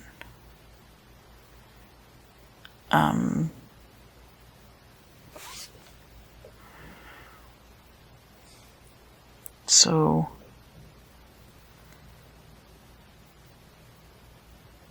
I guess during the summer it's much more expensive to go there, but it's cheaper than the mainland of Italy.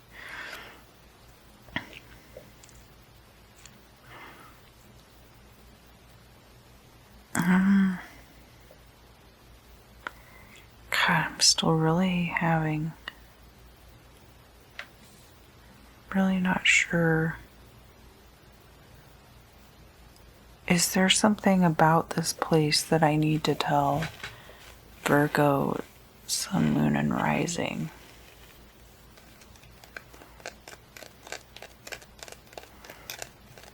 Maybe some of you are going to be going there, or you would enjoy to go there. Like, if you have been thinking, like, I really want to go somewhere in Europe, there's with like a beach and I don't know where to go, this is where you should go. You're welcome to do whatever you want, of course. But it's got, you know, like a lot of historical, and it looks like a lot of different periods of history too, like all the way from medieval, like Art Nouveau. So it's got a lot of different things available to see.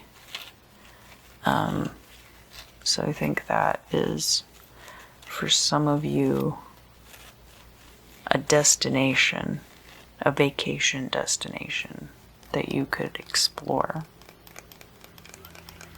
What else do I need to tell Virgo, Sun, Moon, and Rising about this week?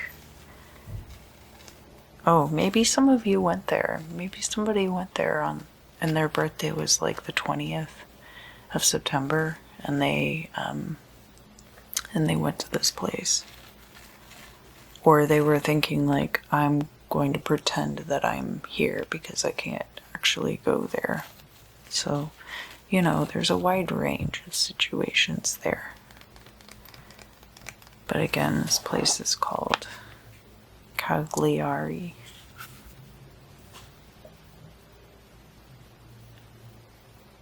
Does that ring a bell with anyone? Anyway. What else do I need to tell Virgo, Sun, Moon, and Rising about this week?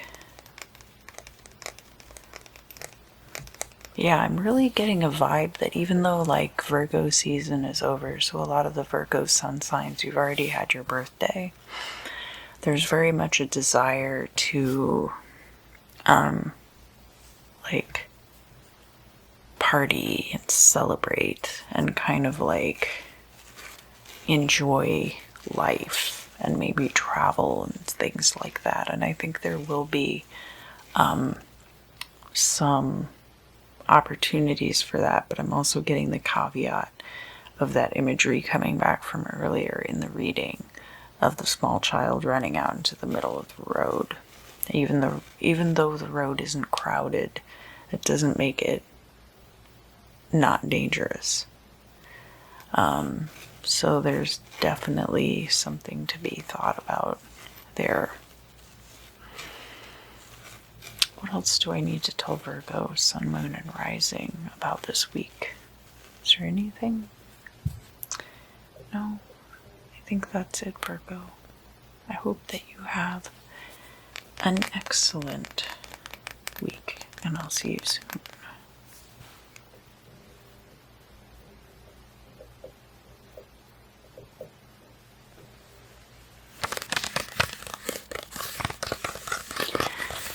Hello, Libra, Sun, Moon, and Rising. Some of you are going to have birthdays, right?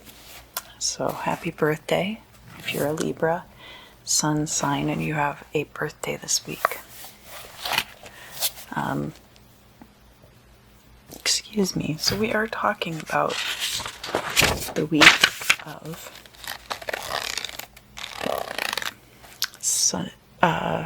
September 30th, which is a Wednesday, until October 7th, which is also a Wednesday. And on Thursday the 1st, we have the moon in Aries is in opposition to your sun in Libra. Now, sun in Libra is all about justice. It's also about your personal relationships, whether it is with a business partner or a romantic partner, but it's like your one-on-one interactions with people. And the moon in Aries is about, it can be about childish emotions coming to the surface.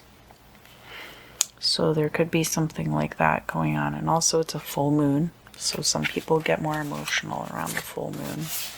I know I certainly do from time to time. And then the next day, Friday the 2nd, we have sun in Libra is quincunx to Uranus in Taurus. And this Uranus in Taurus is about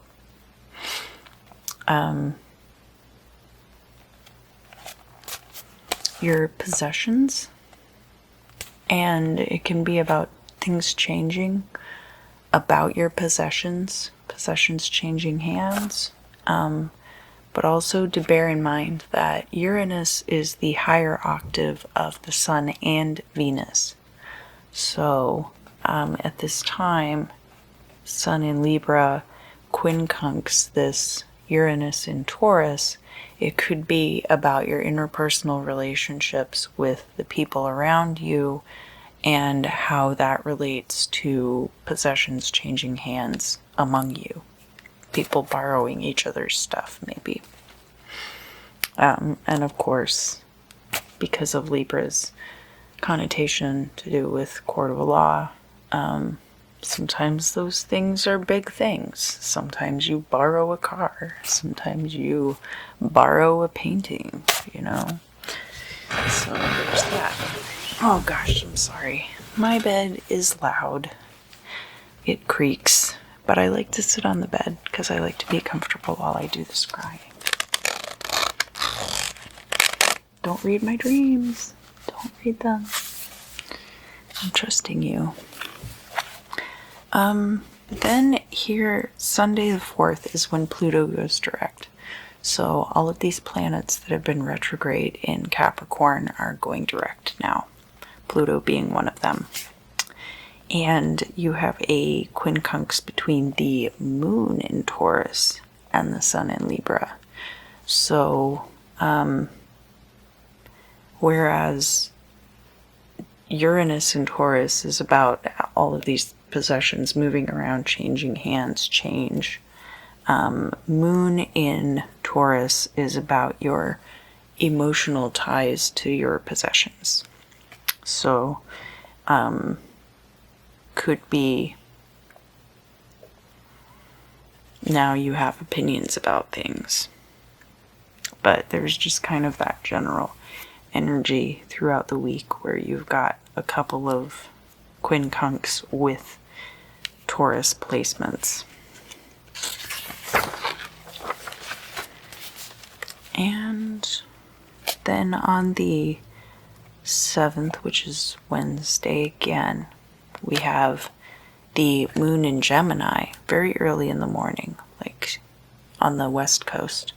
So it would be 2:18 in the morning here on the west coast, and it would be 5:18 in the morning on the east coast. It's going to be moon in Gemini trine sun in Libra, and that is your emotional energy of communication relating to the people you deal with on a one-on-one basis, your partners in life.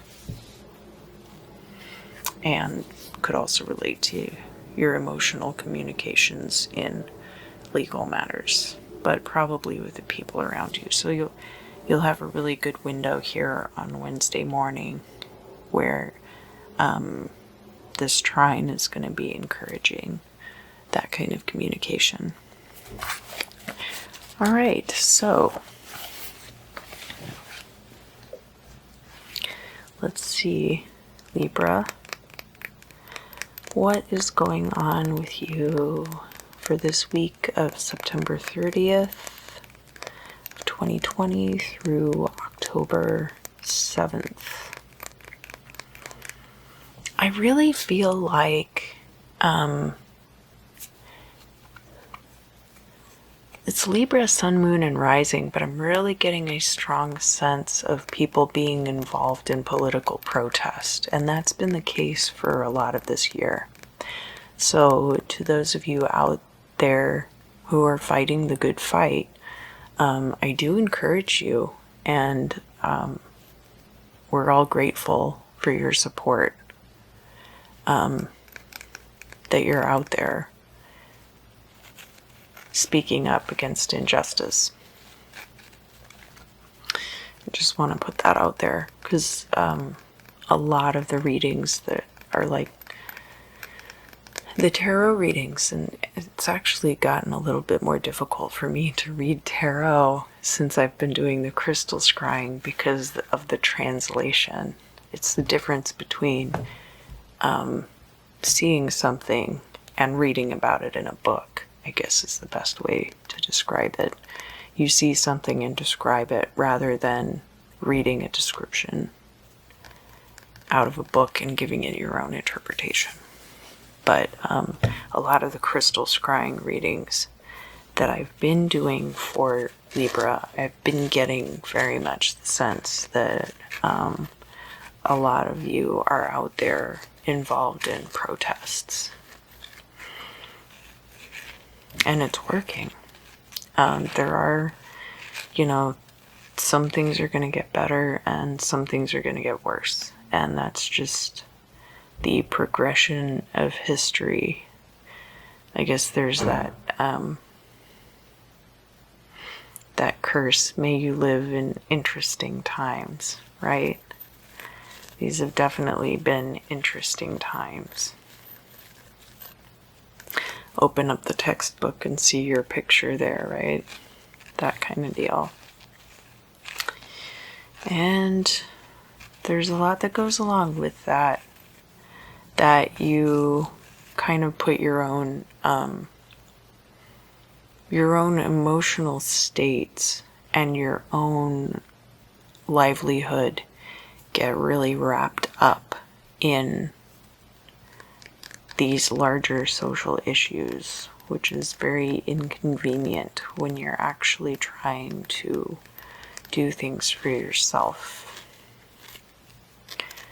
And it's difficult to keep that compartmentalized. I think a lot of you have done a really admirable job of not only being able to give a lot to political protest, that you have wanted to see social change, but that you are also able to then compartmentalize and go home and cook yourself a meal and get a good night of sleep and take care of your body and your mind and your spirit, while still giving a lot of yourself to these larger issues.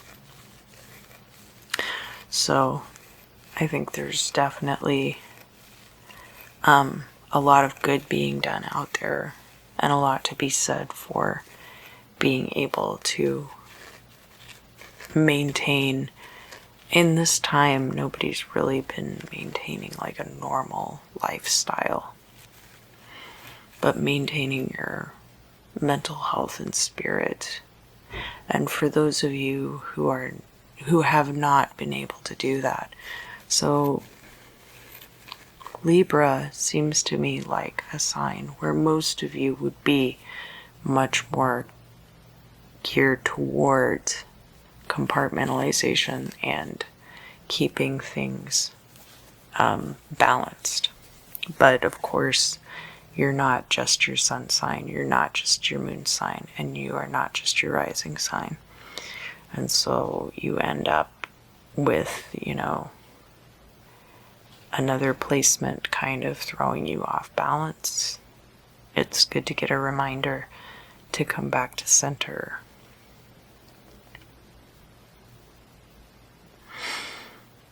you are weighing out a lot of options right now. A lot of options, because there are things that you want to be doing that are not wrapped up in protesting and not wrapped up in, you know, your day job and are not wrapped up in your emotional states as well. I think for all of you, as much as you're able to maintain a healthy lifestyle, even if you're maintaining a really healthy lifestyle, there are still things that you're going to find yourself needing to address during this time that are far removed from all of the things that you've been involved with over the past few months. And it's all going to kind of come back around again. But it's fine, you know, because you're going to be going into these things and addressing them and taking care of things and then moving forward. And everything will be much better off for it. But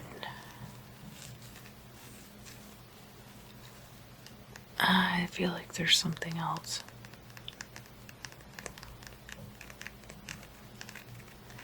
It's not about health.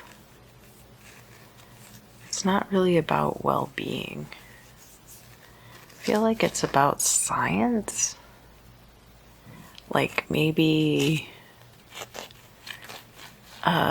some of you are like nursing students.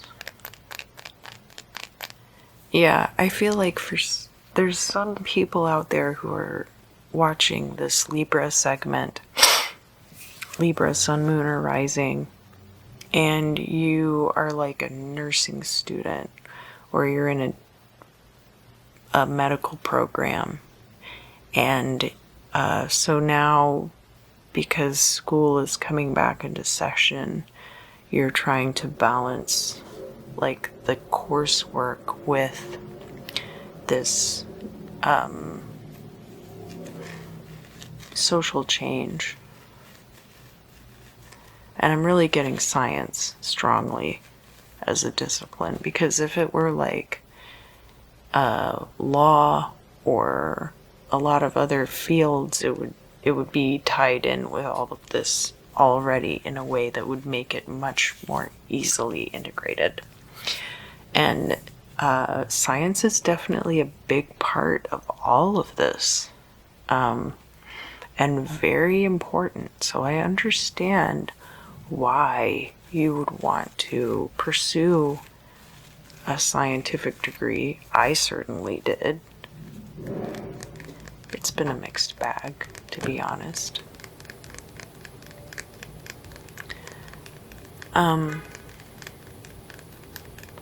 So I understand why you would be pursuing that. But I feel like during this time, while people are revving their engines in an obnoxious way out on Sepulveda, it's been kind of difficult for you to integrate everything together. And you're starting to debate, well, is this really, do I really want to go into nursing to help people? Or do I feel like I'm better off trying to affect this change, this social change, by protesting? What is a more important and effective use of my time?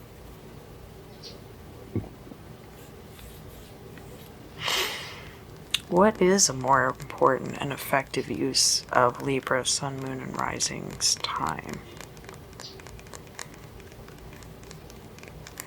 Nursing is not this finite thing that you have to do right now. Don't,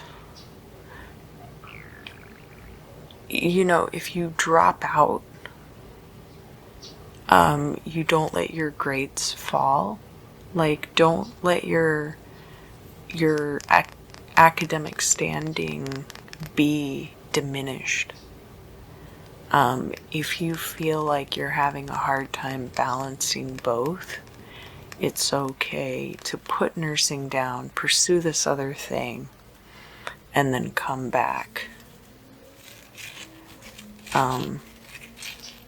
Because it's not necessary for you to try to accomplish that at this time exactly. And just make sure that you leave that door open, because it's definitely something that you can come back to. And that's not something that I don't typically endorse dropping out of school.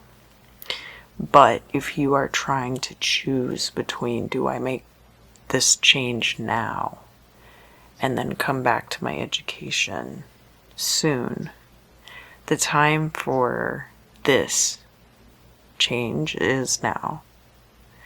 The time to do what is going to be done about police reform and racial injustice and all of those other things. Like, the time to fight for that is now.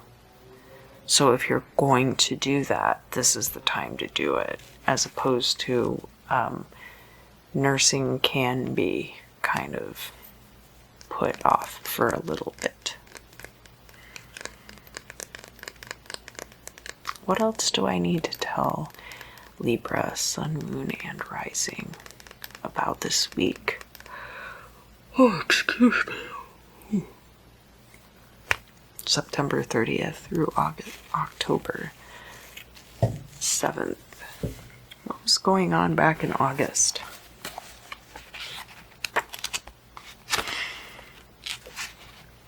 I feel like there was something going on.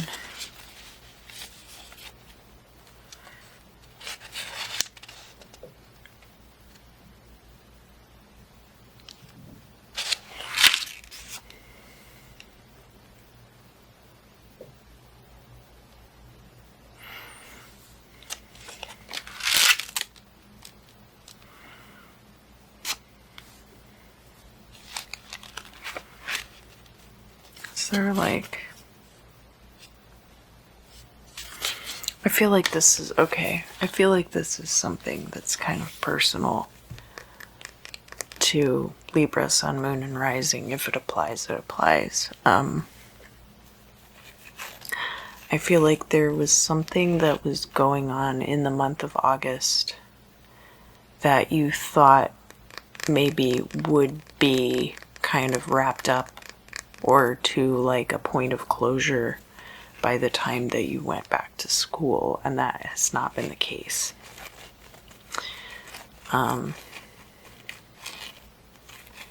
Probably not thinking that the pandemic would be over by now, starting in August. Like, I think back in March, probably we all thought that it wasn't going to last for very long, but I think by August we all probably had an idea that it was going to be going on for a while. And so now you're kind of looking, oh jeez, I'm so sorry, looking at this thing over here and looking at this thing over here, and so that's part of the decision too. What else do I need to tell Libra, Sun, Moon, or Rising about this particular week, September 30th through October 7th?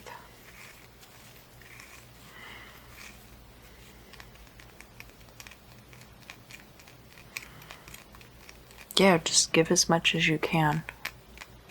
Give as much as you can. And I'm, obviously do whatever. I'm not telling you that because I have an investment in your situation. So make the choice that you feel is right also. Alright, Libra. Well, I have really enjoyed talking to you today about your crystal scrying readings.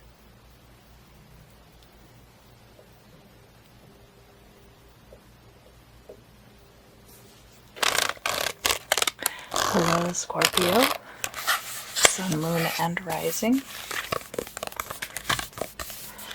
And right now we're going to be talking about the week of Wednesday, September 30th through Wednesday, October 7th. Excuse me. The main thing to know about this period is that Mercury is in your sign and it's leading up to a retrograde.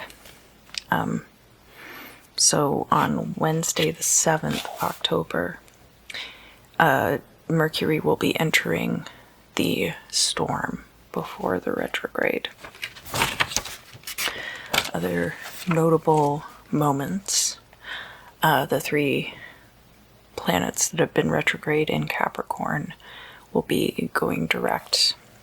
On Thursday the 1st, the moon in Aries is quincunx Mercury in your sign. So that has to do with communication. It could be about sex or it could be about other people's resources. And quincunx with Mars in Aries, there could be a new beginning to some kind of communication. And that communication relating to emotional states. All right. Then on Saturday the 3rd, Moon is in Taurus, and it is in opposition to Mercury in Scorpio. And then Mercury in Scorpio is also quincunx to Chiron in Aries. Chiron is the healer, so if there was, it could be in relation to this communication on Thursday that then things get patched up with somebody, communication-wise. And that moon in Taurus it could be about emotional connection to possessions. So because that's in opposition to Mercury in Scorpio, which can also be about other people's resources, there could be some communication about other people's resources or an estate or something that is an emotional minefield for somebody. We also have Mercury in Scorpio. Oh, we already talked about that. Okay. Yeah, because these 2 placements happen so late in the evening on Saturday that for the East Coast, it's going to actually end up being early on Sunday morning. So that's why that showed up like that. And then we have it quincunx the moon again, except this time the moon is in Gemini, and that is on Tuesday the 6th. And so with that moon being in Gemini, that's emotionally charged communication. And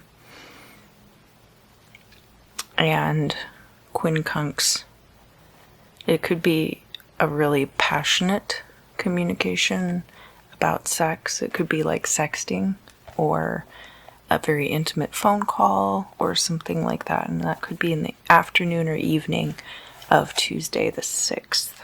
And then on Wednesday the 7th, we have Mercury in Scorpio in opposition to Uranus in Taurus. And that, again, could be about possessions. And Uranus in Taurus can be about change of possessions or things moving around. So it could be some communications about that get a little bit heated. All right, Scorpio. So what is going to happen with you this week? What do I need to tell Scorpio for the week of September 30th to October 7th?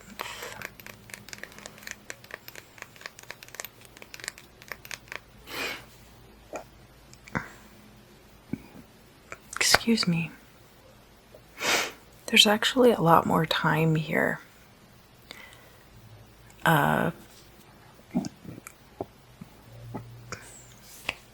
Excuse me. Sorry. There's a lot more time here. Like, I'm seeing that sketch from Monty Python and the Holy Grail where they're loading up plague corpses and somebody's like, not dead yet.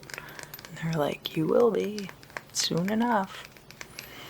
It seems like, and especially like with the placements going on, there might be talk with somebody about an estate.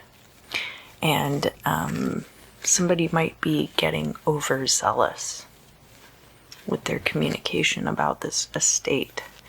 And the person responding to the effect of like, well, hold on now, I'm not in the ground yet. Why don't you just hold your horses and, you know, I want to enjoy this while I'm here. Why don't you just calm down? There's also way more to this situation than meets the eye. So it's not just about the things that are involved, the emotions involved. It's like there's some situation where things are tied up in a way, like investments are tied up in a way that's difficult to get to or access somehow. And it's designed that way to keep it safe. But it could be something that you then find yourself feeling frustrated about. It could even be godmother. I'm hearing that there's a godmother for some of you that is either the inheritance was from a godparent, or there's some kind of extra incentive for this person to give you the money now instead of waiting until they pass away on your part, but obviously not on their part, right? Or it could be that there's an incentive on their part too, like that, but they don't feel like dealing with it because, you know, after they're dead,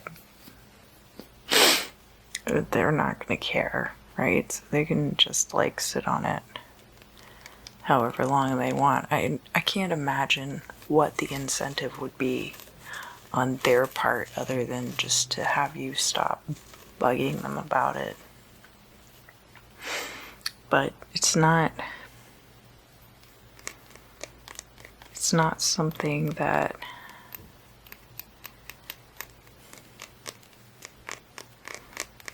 it's not something that's going to be made better by time. So you guys probably will know better by each situation what that means. So not necessarily that you don't want them living there, only that you wish that they would be dead so you could collect on this money. And they're of the opinion, well, like, it's my money, you know, why would I just give it to you? but it's the kind of thing where maybe you need it now. Maybe they have medical expenses that are, you know, going to be cutting into that stack of resources. Maybe that's part of it too, is medical expenses, because that can be very expensive in this country. And it's kind of like, it could be the kind of deal where whatever they're dealing with could be really toxic to their body and cause them to not have a very good remainder. And so you're kind of watching them go through this suffering and feeling like, well, why don't we just kill two birds with one stone? You'll be out of your misery, and I'll be however much richer.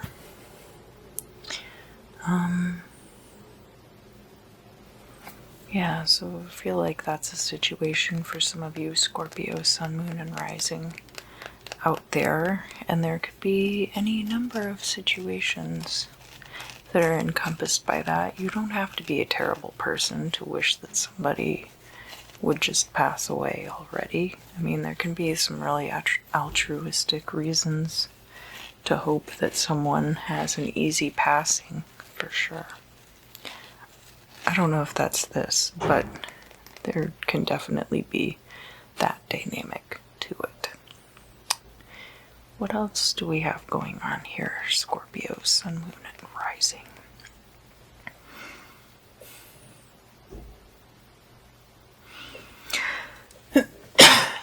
Excuse me. Was somebody called out by a teacher?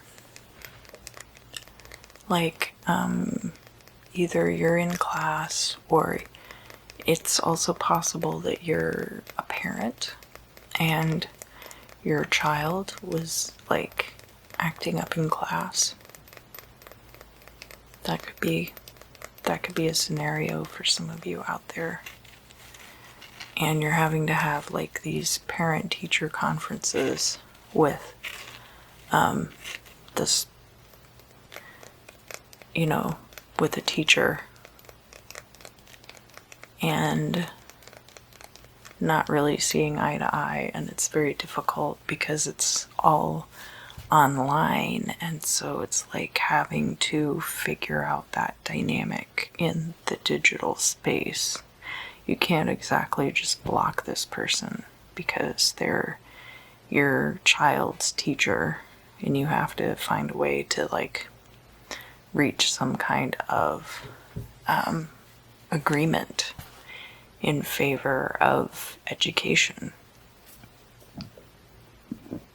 But it just seems like there's something really frustrating about that right now. Oh, excuse me, I'm sorry. I tried to eat a snack quickly and it seems to have backfired a bit. What else is going on with Scorpio, Sun, Moon, and Rising for the week of September 30th through October 7th? Being there is not enough. It's not enough to just be there. You also have to be present, be grounded, and be involved. And that's the key, is if you're not involving yourself in whatever this situation is, it could be with the student, with the child, that you're not going to get the result that needs to occur. And it doesn't matter, you know, what your own, you know, like we all have opinions about how certain things should be run, but if that's not the reality of the situation, then you have to coexist with the actual reality of the situation over your idealized version of events, and not give in to the temptation of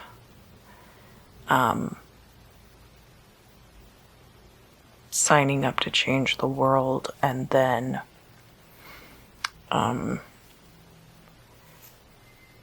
not following through with it.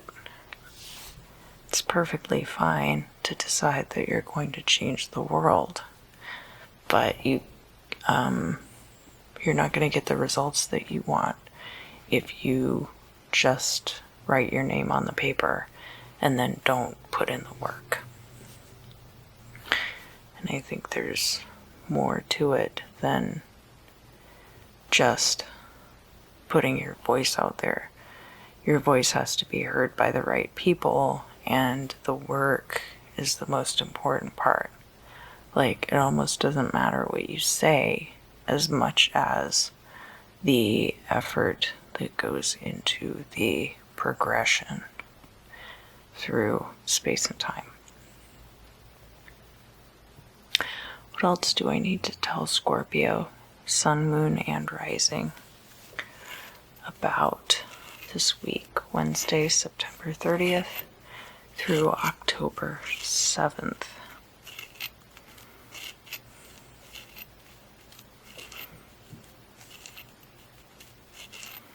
Get ready to house a bunch of mealworms. Okay, so let me unpack this quickly. When I was much younger, I had a lizard. It was a jade swift, and it ate mealworms. And the mealworms have this life cycle where they start out as little worms, and then they pupate and they become beetles, and then the beetles lay eggs and they hatch into mealworms. Now, when you're feeding the lizard, you have to find these, the little worms that have just molted. If the worm has too tough of a skin on it, the lizard can't eat it. So there's a lot of, and then by the time they're pupa, the lizards aren't like as crazy about them. So you have to, when we had lizards, we also had like these three or four containers of like mealworms in different stages of the life cycle. And when they would reach the pupal form, my mom would put them in a separate container with the rest of the pupa, and the beetles would go in the separate container, etc. She's neurotic. She's a cat lady, for sure. But this isn't about my mom right now. This is about you. Anyway, what this has to do with this situation is that it's possible that what you signed up for was ownership of a lizard, and you didn't realize that part of that was also raising the food for the lizard. So now you have all these mealworms that you also have to house and feed and take care of, because that's the food for the lizard. And it seems like you've gotten yourself into that kind of situation where you thought you were signing up for something that was very self-contained, and actually there's this entire other aspect to it that requires just as much work and attention. Is there anything else that I need to tell Scorpio, Sun, Moon, and Rising about this week, Wednesday, September 30th through Wednesday, October 7th.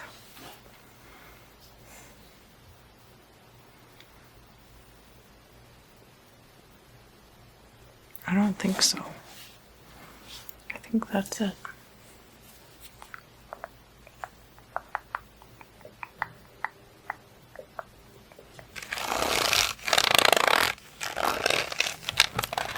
Hi Sagittarius, welcome back.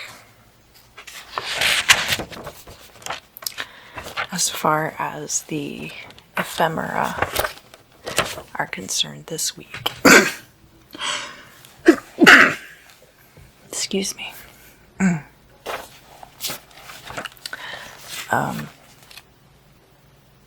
Sagittarius doesn't really come up, but that's fine.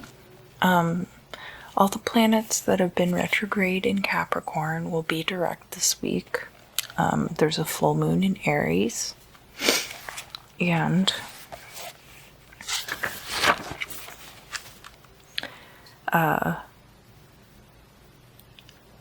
leading up to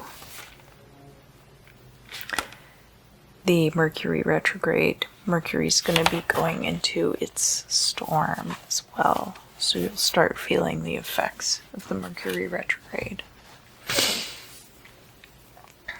What do I need to tell Sagittarius, Sun, Moon, and Rising about this week from September 30th till October 7th? What was going on with you in April? Let's see.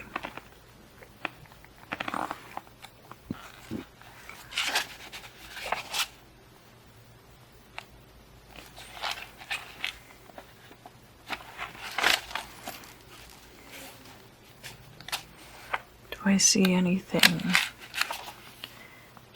ephemera-wise?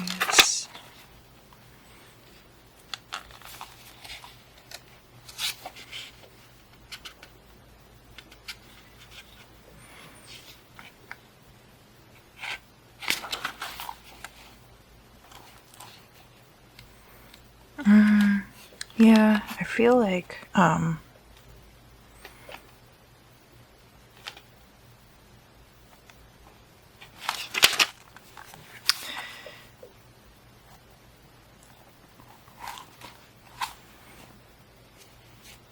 there was something back in April that is coming back around again for you.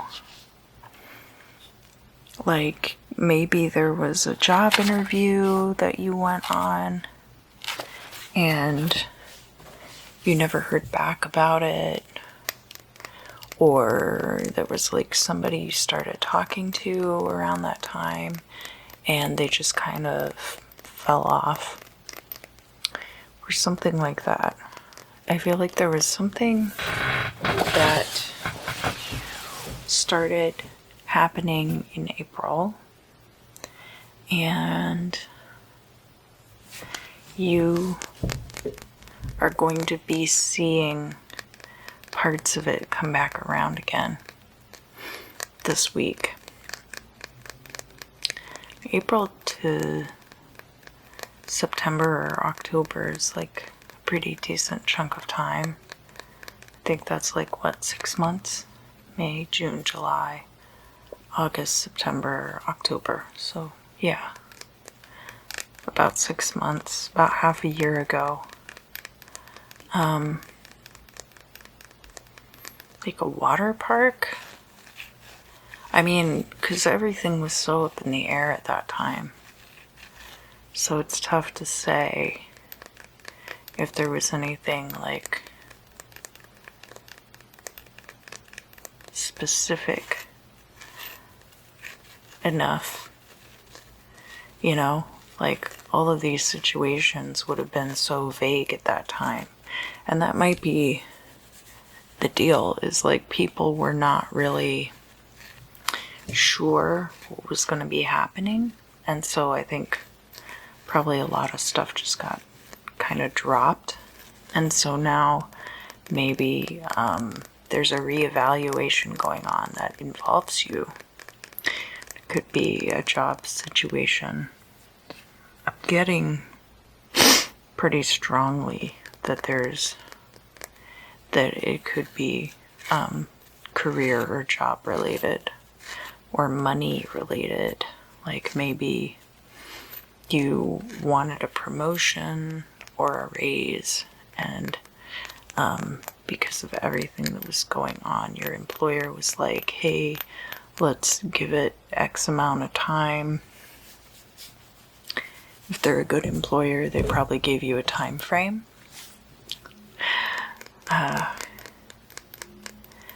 But that period is kind of coming back around again right now.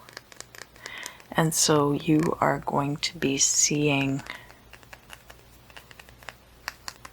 the results of that in some way, shape, or form. Maybe somebody's going to be getting in touch with you soon about whatever this situation might have been and might be in the future, because this is something that I'm definitely getting the sense that it's picking up now, and you're going to be involved in it. And probably the wish was to have brought you on from the beginning, but that it just wasn't a good time, for obvious reasons.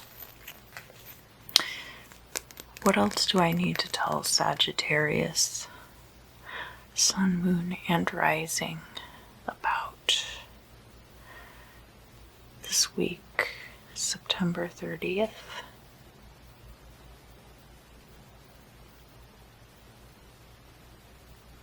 Through October 7th.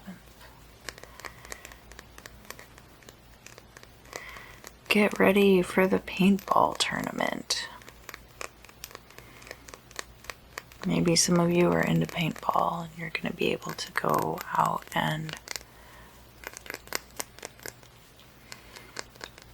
like somebody cleaning up a paintball gun, and they're going to start using it for something. Like, oh, I just found this in my garage. I remember how I used to go and do paintball tournaments and or like play paintball with my friends. And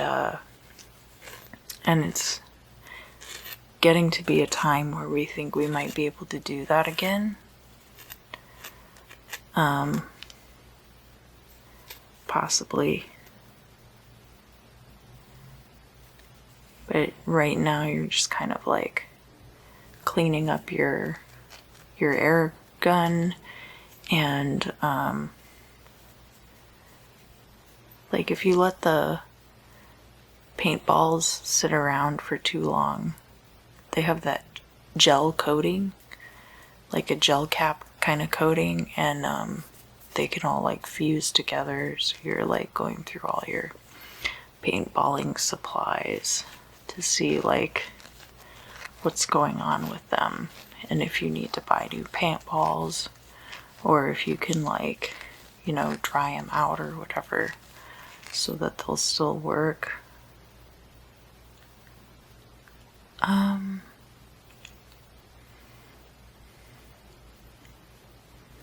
And you got your car running, that's good. Yeah, that's really cool. Somebody likes to work on their own car, and they were able to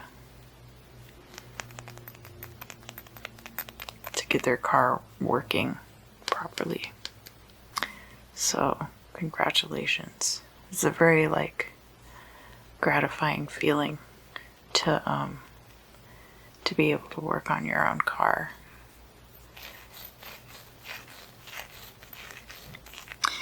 And is there anything else I need to talk to Sagittarius about for the week of September 30th through October 7th?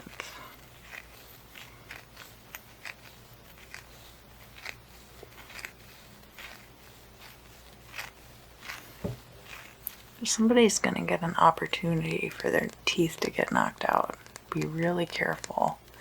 I don't know what that's about. Like, be aware of your surroundings. If you have mace, carry mace with you. Just, you know, watch your surroundings. It's not going to be everybody, obviously, but I think that somebody's got the potential to be mugged. Somebody come up and just like bash their teeth in or something. So be really careful with that.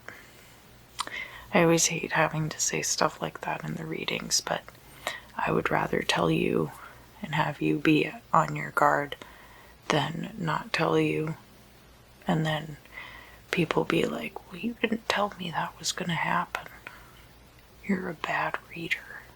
Yeah, that is being a bad reader. I might not tell you everything that's going to happen, but I'll tell you what I see.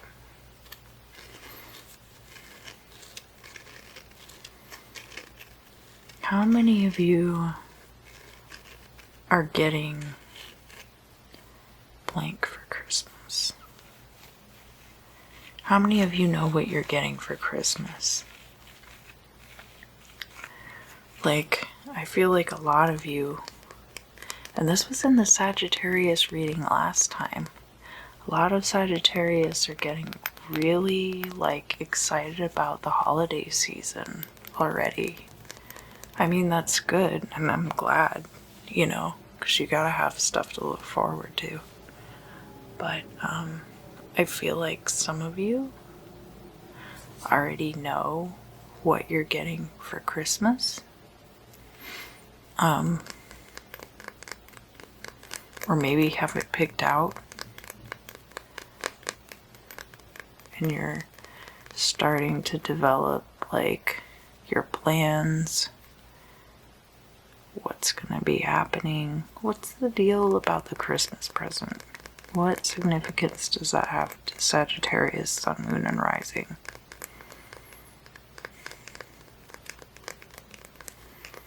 Because it's a gift. Gift of conscience. The gift of conscience. What does that mean? What does that mean? The gift of conscience. Scrying oil. Do I need a scrying oil?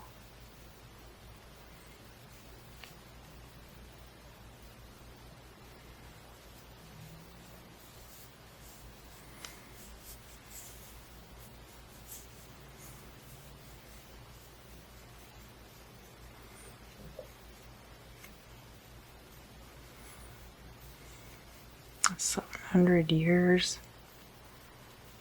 Oh God, this is weird. All right.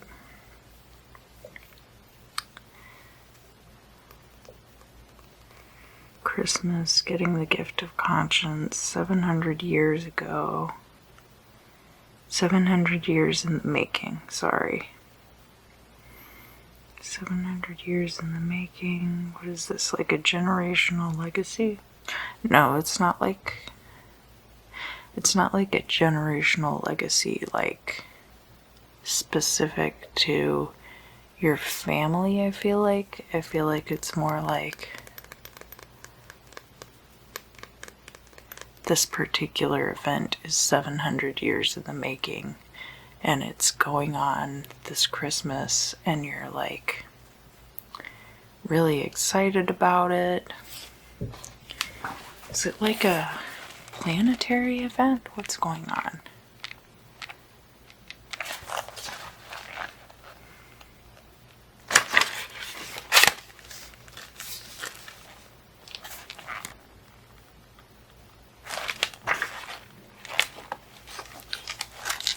Because Christmas isn't even in your sign, it's in the sign of Capricorn.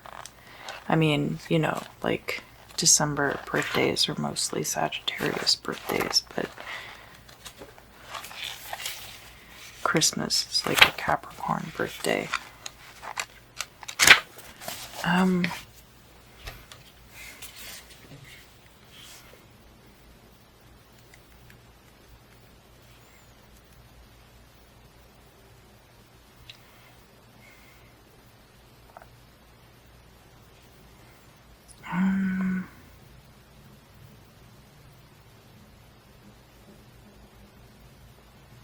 700 years in the making.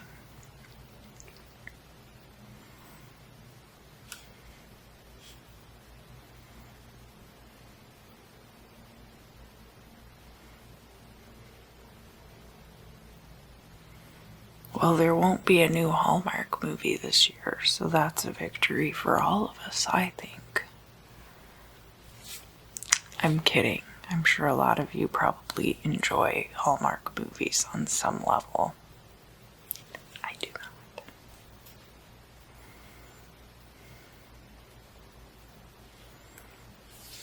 (2020)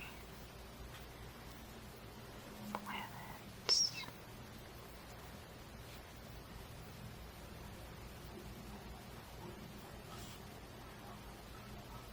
Planet alignment.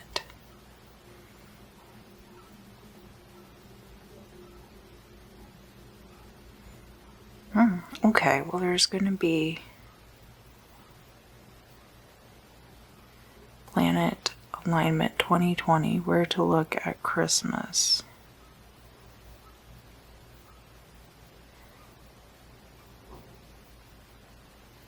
The Christmas star may have actually been a rare planetary alignment that may never occur again. For the first time since, you'll be able to see all 5 visible planets at once, if you get up early enough to see the perfect moment in the dawning night sky. And that's important because those are planetary trends that are going to be strengthening during this time.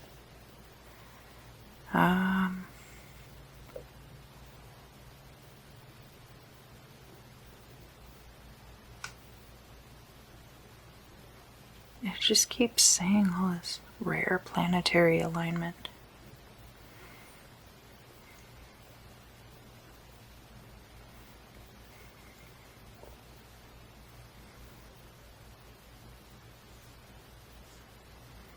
This is just a word mashup website. There is going to be a great conjunction of Jupiter and Saturn, and that's going to be on December 21st. Okay, I swear I got it this time. So, this conjunction of Jupiter and Saturn that's occurring December 21st of this year will be their closest conjunction since 1623. So that's it's like 400 years. It's not 700 years in the making.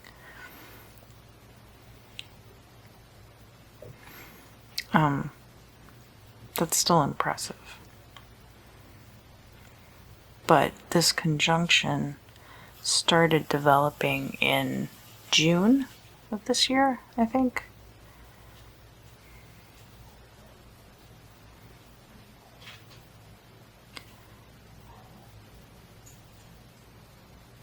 And they will be near the waxing gibbous moon during this time.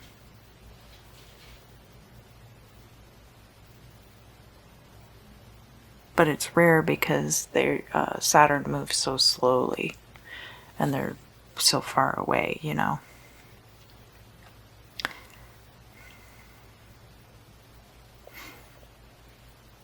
And they recur in periods of 20 years.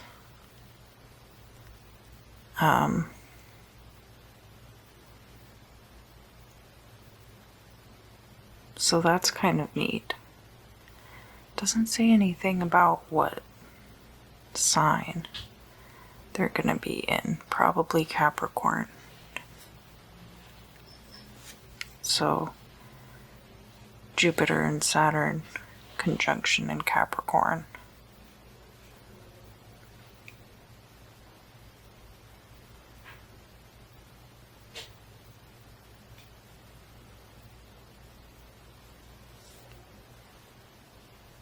All right.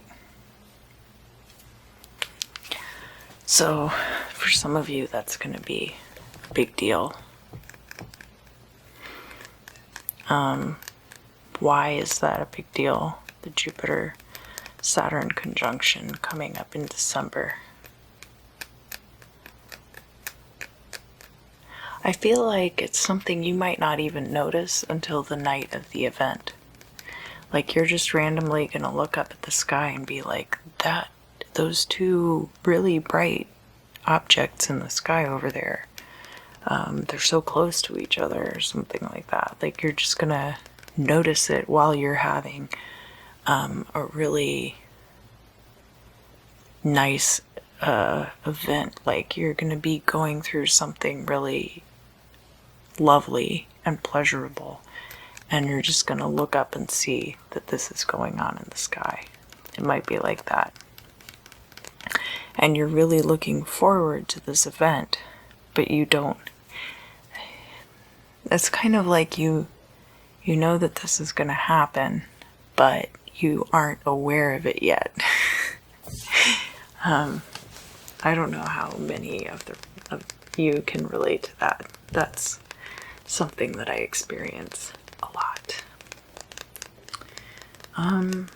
Is there anything else that I need to tell Sagittarius about this week? September 30th through October 7th. No, I think that's it. Have a great week.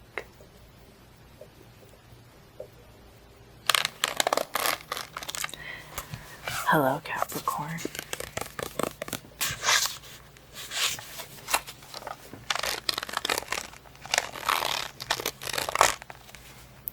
I'm going to be talking about Wednesday, September 30th through Wednesday, October 7th. And I have great news, which is that all of those planets that have been retrograde in your sign for a lot of the year are going to all be going direct.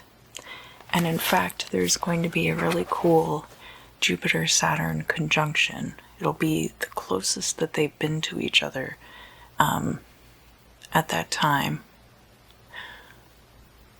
On the December 21st, and that is going to be the closest conjunction since the 1600s. And that's going to be in your sign, right at the end of the Sagittarius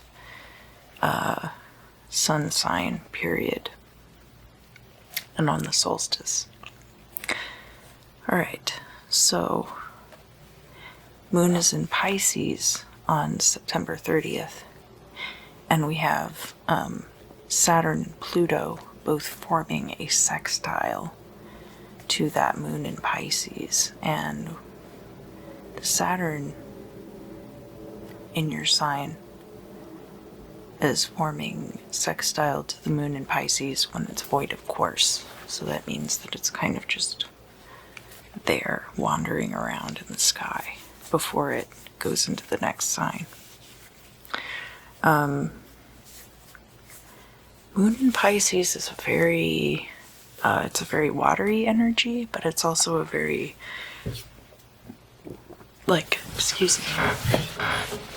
very obscured energy. And so Saturn being native to your sign and all of that very concretion-oriented, career-minded, very like it is and it isn't kind of an energy. I think this is going to do well to temper that because it's a sextile, so that's a very favorable angle. And then here on Friday the 2nd, we have the Moon in Aries, and that is forming a square to Jupiter, Pluto, and Saturn in your sign. So that Moon in Aries energy is kind of like emotional immaturity, which can be very antithetical to a lot of this Jupiter and Saturn energy definitely in your sign. And then here on Sunday the 4th, we have Jupiter in Capricorn forming a trine to the moon in Taurus. And the moon in Taurus is about emotional attachment to possessions. So Jupiter being about wealth and expansion and being in the sign of Capricorn is very good for that. So that makes sense.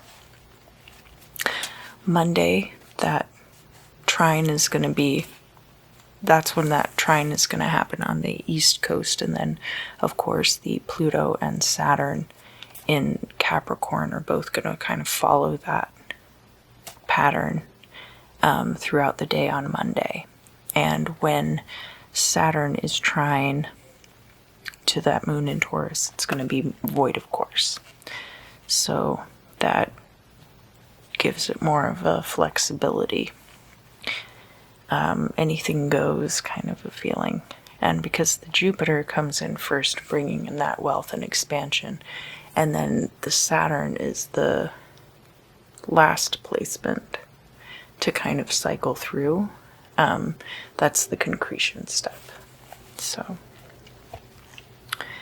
and then again on Wednesday the 7th, the moon's going to be in Gemini, so that's emotional communication. And there's a quincunx then between the Jupiter, the Pluto, and the Saturn in Capricorn. And so that energy translating into your personal life communication with your professional colleagues. Things where you're not just talking about work, you're talking about passion projects on the side, you're talking about your families, stuff like that.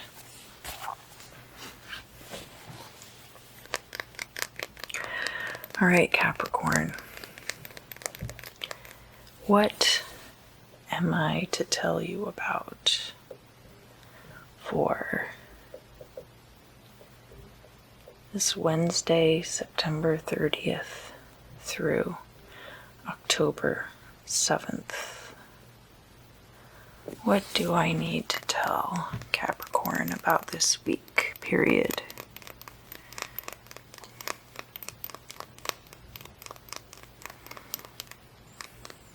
Some of you are going to be moving. Maybe you've been in one place for a long time and you are getting ready to move to a completely different city.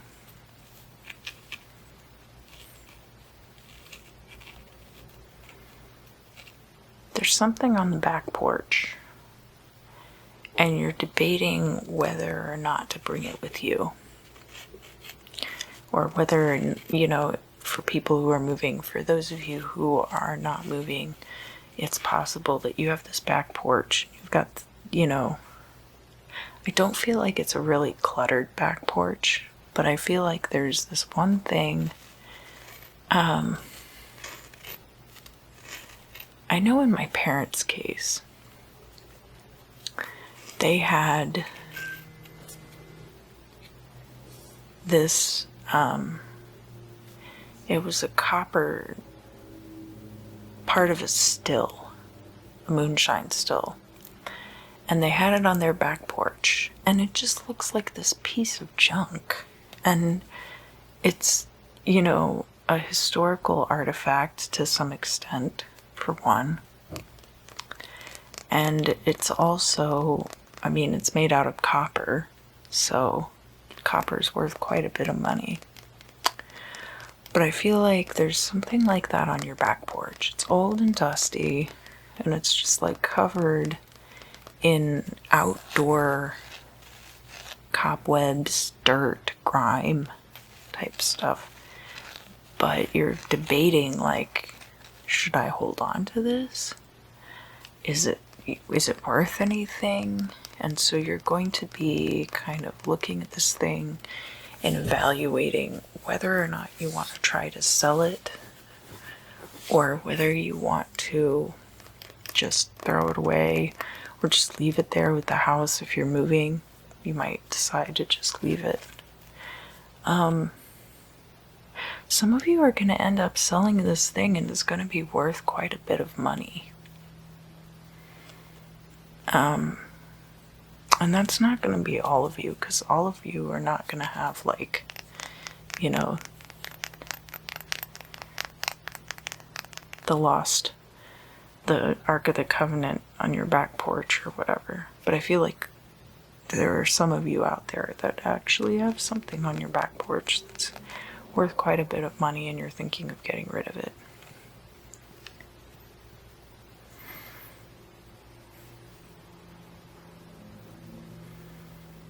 I'm hearing out here there's no more room for comfort.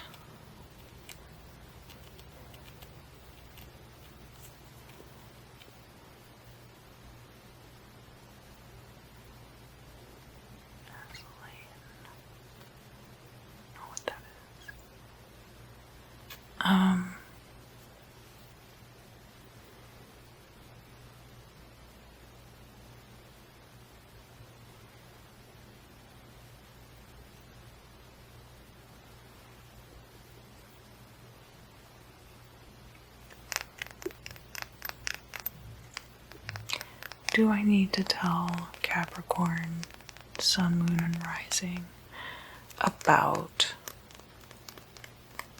this week, September 30th to October 7th?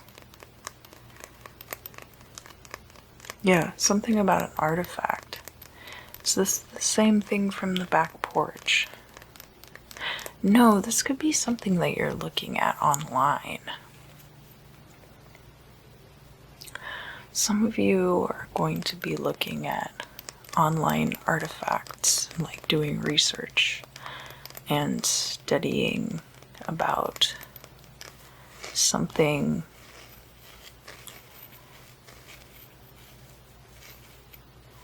like it could be related to, I know, like, I do a lot of research about ancient spell work and stuff like that. So it could be some kind of thing where you're working on a project and you want to really dig deep. Some of you write fan fiction. I think somebody's writing a fanfic and they are looking up historical context and artifacts and stuff related to this fanfic.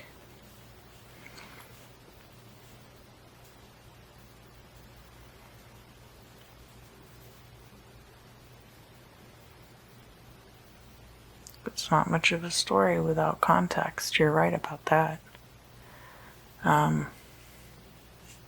mean, it's fanfic. It's indulgent. You should write whatever you want, but I feel like there's more to it than that.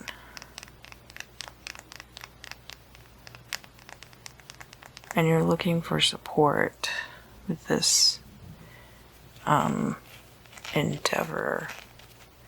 The writing endeavor, the publishing endeavor, the looking up artifacts endeavor. Okay. So, like, all the libraries are kind of closed down right now, but you can still get support online and find out about different things that are going on.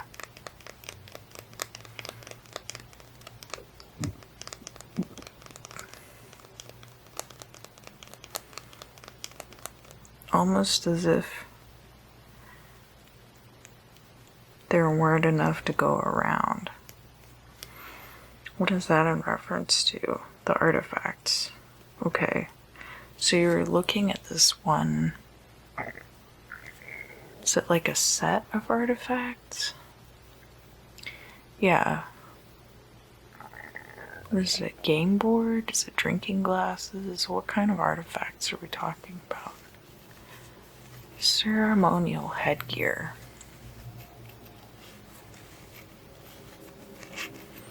And you're talking about almost not enough of these ceremonial headpieces to go around. But there were exactly enough.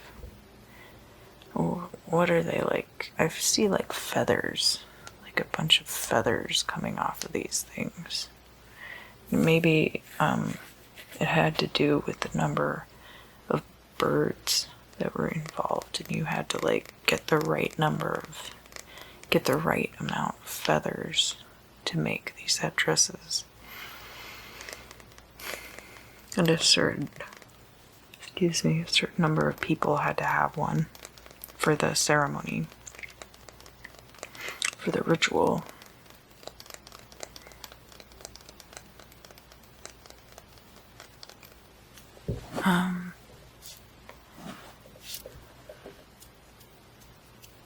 Like Middle America, like Mesoamerica, I mean, Central America,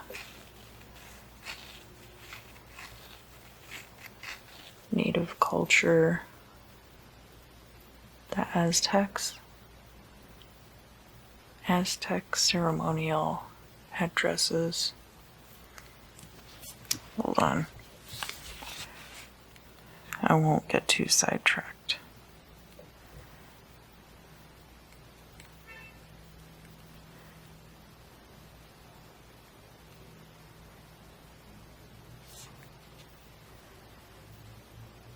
Because it's something that I've looked at before, for sure.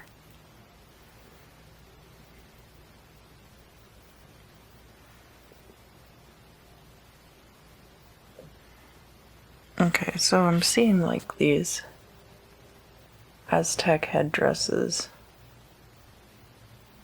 Somebody's like, is it like a fanfic? Or like something?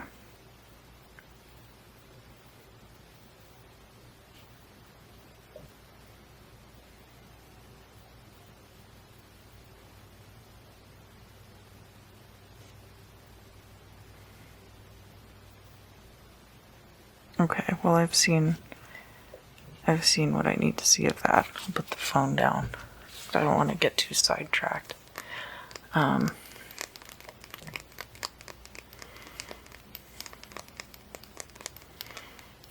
chocolate drinking scene? Okay, this is just getting too far off course. Alright, I'm glad that you're writing this fan fiction. Why is this fan fiction important for Capricorn, Sun, Moon, or Rising? Getting in touch with your emotional side during this time.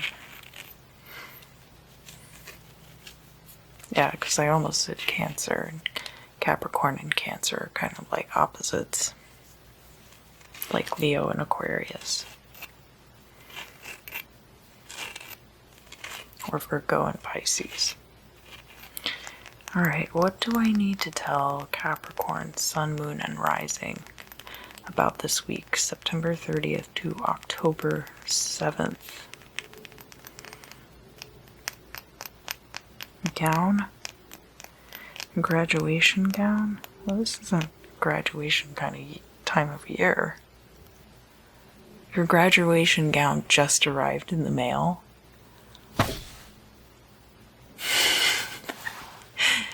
Yeah, somebody who is Capricorn, Sun, Moon, or Rising. I get that you were graduating from high school this year and your cap and gown just got to your house in the mail. Well, they knew you weren't going to be there in live, so it didn't really matter, right? But there's, it's just the irresponsibility of it all. I'm getting like, just so irresponsible that they would take so long to send this cap and gown, and you get that, and you're just graduating high school. What else do I need to tell Capricorn, Sun, Moon, and Rising about this?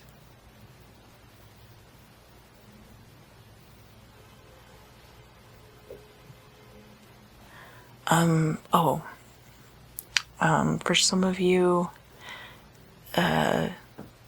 there's an official Ed and Lorraine Warren channel that's run by their son-in-law, Tony Spera.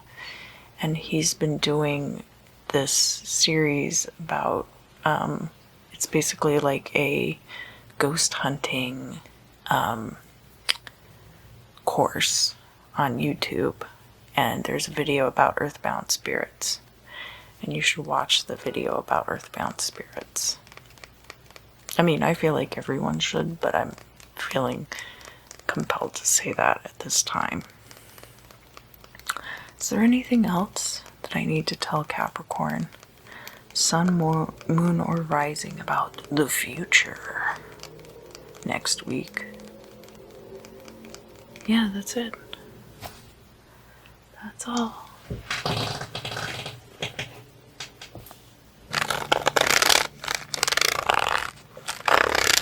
Hello, Aquarius, Sun, Moon, and Rising. Let's talk about Wednesday, September 30th through Wednesday, October 7th.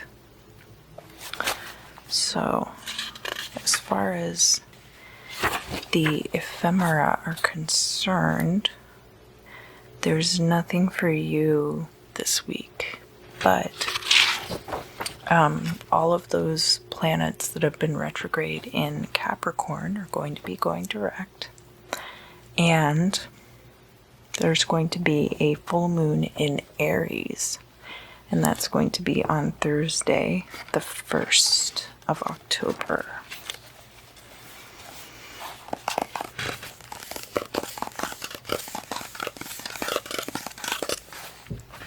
Alright, so what do I need to tell Aquarius, Sun, Moon, and Rising about Wednesday, September 30th through October 7th? Oh, there's something going on for you on the 2nd, October 2nd. What day is that? Friday. Okay, so I feel like there's something going on for some of you on that day.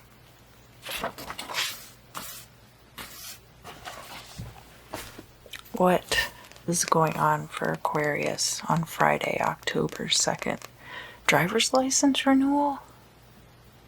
Somebody's renewing their driver's license. Is it like you let it lapse, and so you have to go in there and actually talk to them about it? I feel like is the situation. Could it be any other DMV related business? No, it's for whoever this is, it's definitely about a driver's license. It's not going to be very many of you.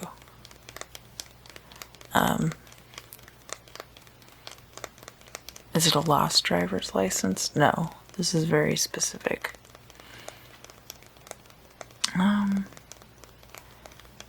What else do I need to tell Aquarius, Sun, Moon, and Rising about this week, September 30th through October 7th? Get ready for football season.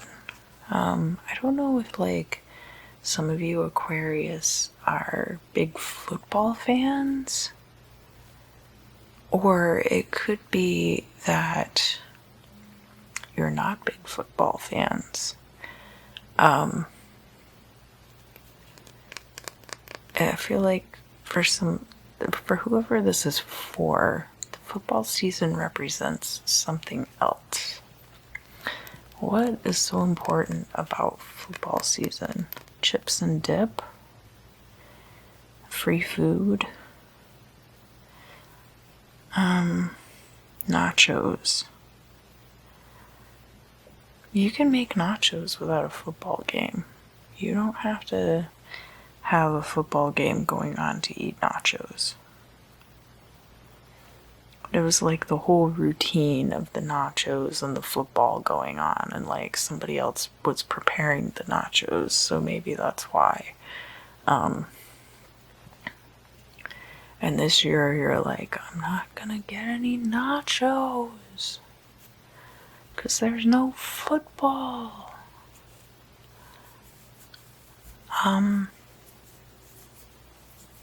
Buffalo Wild Wings sells nachos, and now that there's no football, I'm sure they'd be more than happy to make you some nachos and send them to your house.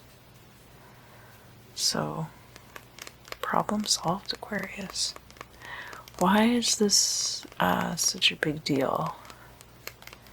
It wasn't about the nachos necessarily. I mean, the nachos are delicious, but it's like this coming together, the camaraderie of the game.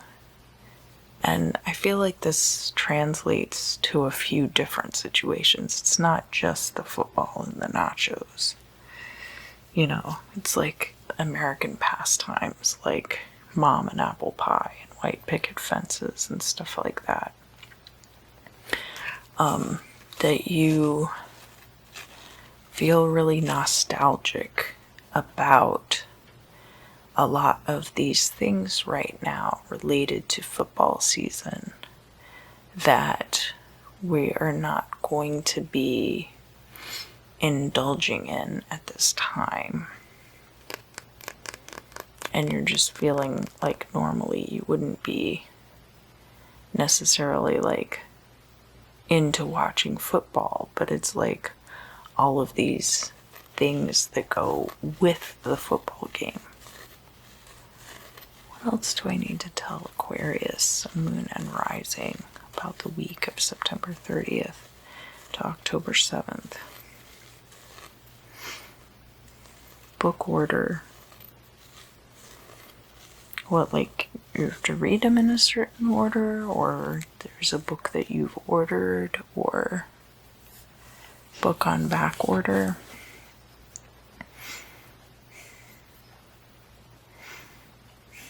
What about the book on back order?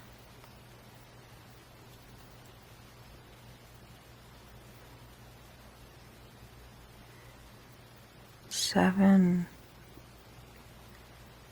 marriage signs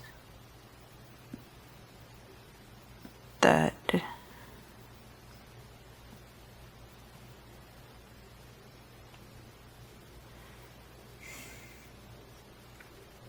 what is this book order about?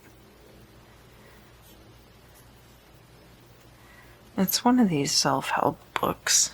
Some of you have this book and it's on back order, and it's like a self-help kind of a book, and it's like totally sold out at this time. This is very like non-Aquarius energy that I'm getting right now. Is everything okay?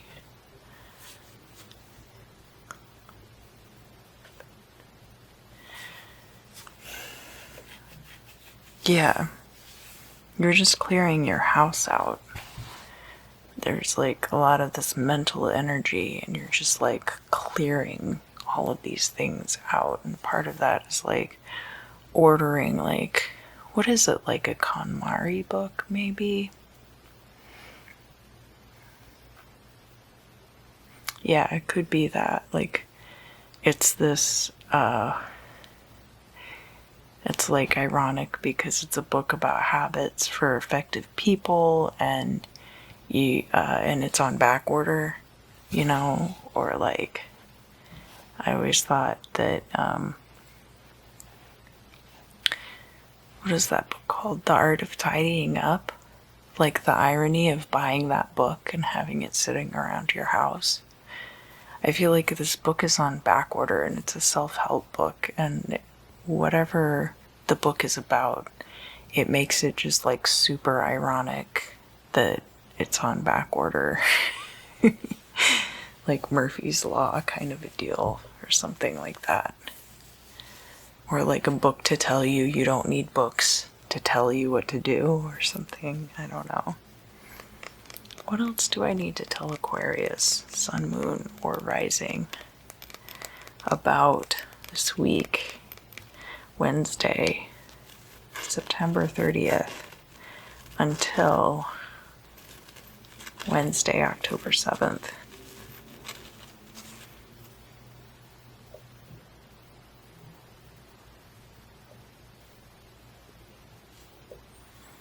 You're betting on it being different in the coming months.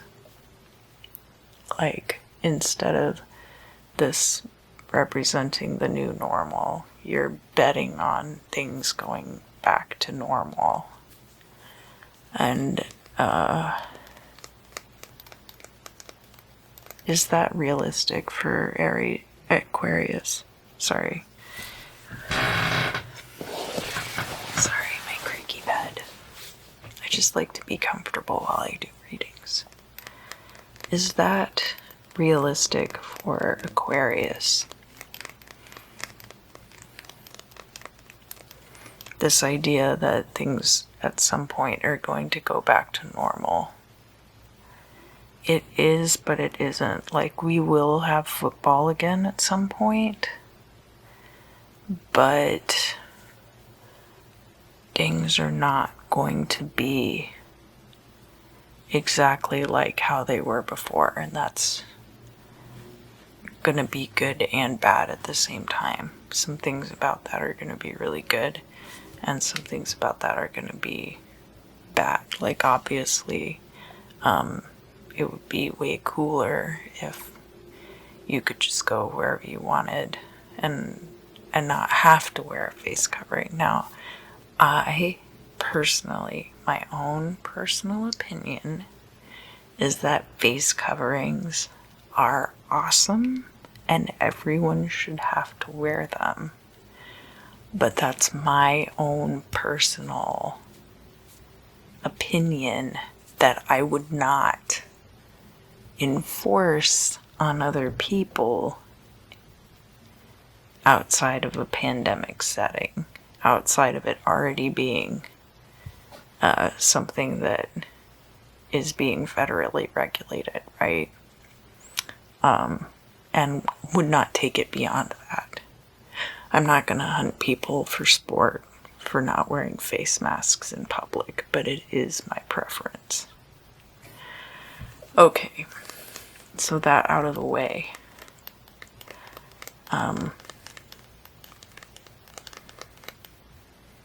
What does this have to do with Aquarius right now? It's all of these things are just really symptomatic of this more encompassing feeling that you're having about all of this stuff.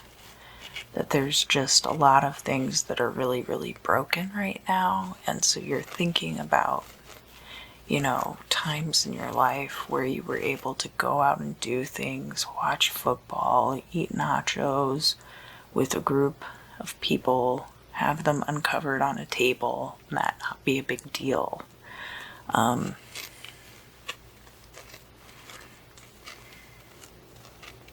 there's much more to it than that. That was not an accurate representation of how the world has been operating, unfortunately. Fortunately, we live in an age where a lot of information is widely available through the internet to everyone, and it's much easier to find. And so it sucks to find out that so many people are abusers and that so many situations that we had one idea about are actually something else. It sucks to find that out, but it's better to know than not to know. And you're allowed to grieve. So I think that it's possible that right now what's going on is kind of a grieving process of just feeling like really let down by the system, that because of, you know, the people in charge not doing what they were supposed to be doing this whole time, now we can't have football and nachos. So, and my book is on back order. My book that was going to solve all my problems, right? That's always the way that it is, right? I mean, I read a lot of books about how to make your life better. And there's, of course, a lot of stuff available as free audiobooks on YouTube, especially the LibriVox recordings of like older texts from like the 1920s about manifestation and stuff. I mean, all those ideas go way back. People who are doing law of attraction right now, I mean, it's been around for a long time. Long time. What else do I need to tell Aquarius about this week? Wednesday, September 30th to October 7th. You can count on things going back to a way that you can enjoy. So I feel like what's going on right now too is that you feel like you're not enjoying your life very much. And things will get back to a point very soon, I think, too, where you're able to enjoy yourself again. So don't be too disheartened over how things have been going, because it will change and it will become something else. And the past that you idealize was never that ideal, and the future may be dystopian, but the past was dystopian too. You really can't just pick and choose, you know, and you know these things. I mean, you don't need me to tell you that nostalgia is a trap, you know. Things are never like you remember them, and that's just how it is.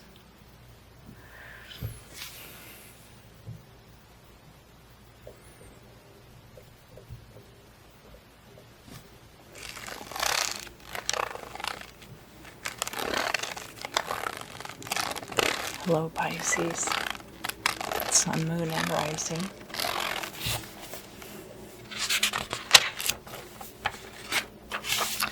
Let's talk about your week from Wednesday, September 30th to Wednesday, October 7th. And on Wednesday the 30th, the moon is in your sign. It will be entering Aries at about 7:45 p.m. The moon in Pisces is making a sextile to Pluto and Saturn in Capricorn. So that's a favorable placement. And moon in Pisces is like this very nebulous, very flexible emotional energy. So all of these feelings that you have had about what's been going on in the past few months while Jupiter, Pluto, and Saturn have all been retrograde in Capricorn. I think Wednesday is going to be a good day to let go of a lot of that. And then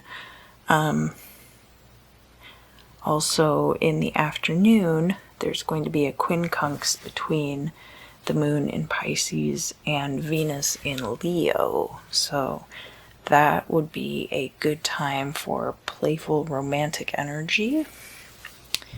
Let's see what else we have.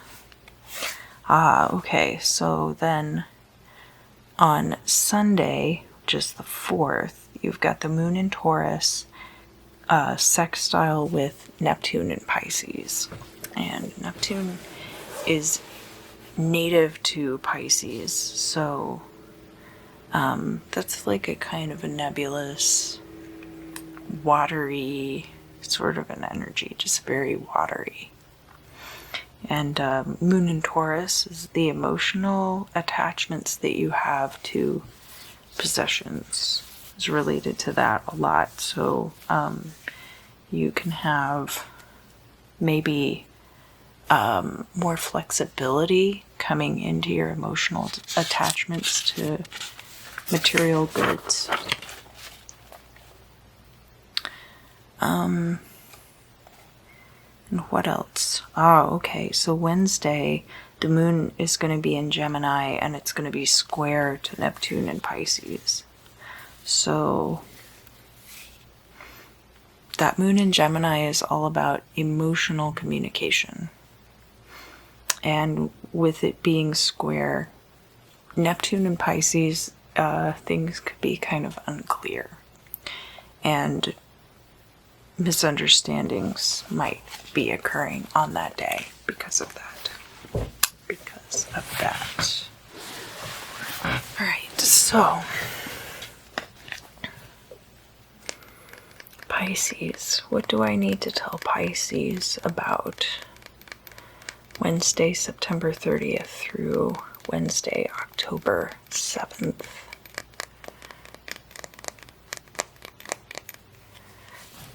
Word of mouth. There's something that's going to be traveling. Word of mouth. Word on the street is that you are looking for a new condominium, or what? Is this like good gossip, bad gossip? Is it just like promotion? What's going on with this word of mouth? Everyone's getting a piece of it. So there's like this word on the street that's going around and everybody gets a piece. Everybody gets some tea. What is this word on the street? Is it about Pisces? Not about Pisces in particular, but it's about somebody that you're working with very closely. Is this like a good rumor, a bad rumor? Both. So it could be good for some of you, and for some of you it could be bad. Like some of you, it could be that somebody close to you is being accused of being problematic in some way.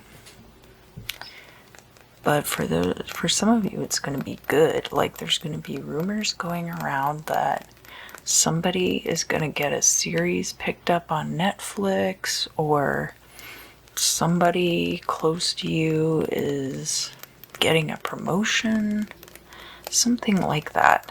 So there's this rumor going around, and it's something that's going to affect you because of this person's place in your life. And so it'll either be really good or it'll be really bad.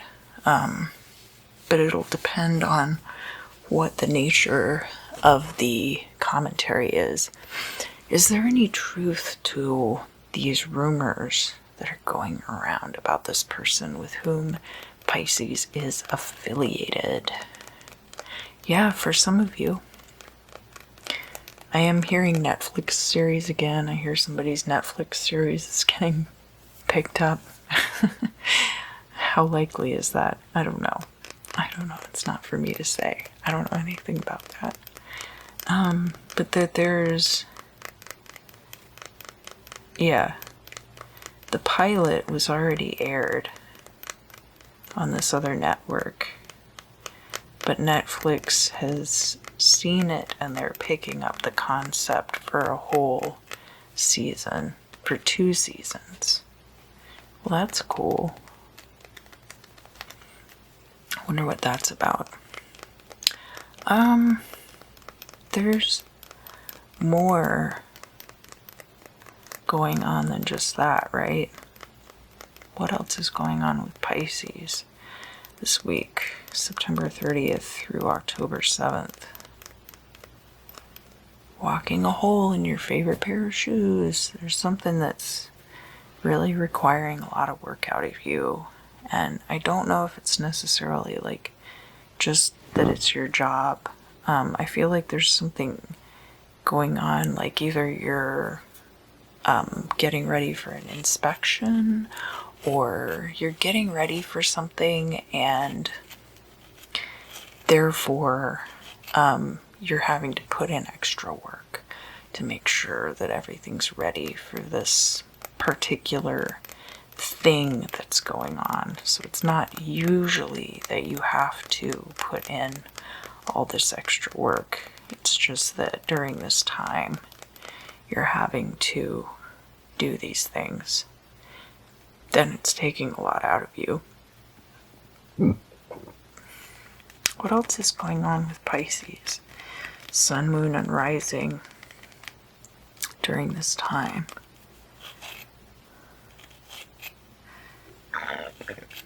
Outward bound, out and under. Music series, right to left. This is all just chaotic mess. What's going on here? What's going on with Pisces this week, September 30th through October 7th? These were all events that were supposed to be on the calendar. And a lot of them are now being converted into online streaming performances, or are being postponed or canceled. And so, like, some stuff is getting crossed off the calendar, some stuff's getting moved around. I see, like, you're there with your highlighter and you're just kind of like highlighter and whiteout and all over the calendar. And you know, you can use Google Calendar. I use Google Calendar because I don't care if the government knows what I have planned. But obviously that was a mistake on my part because they saw something they didn't like. That's why coronavirus happened, right? I'm kidding. But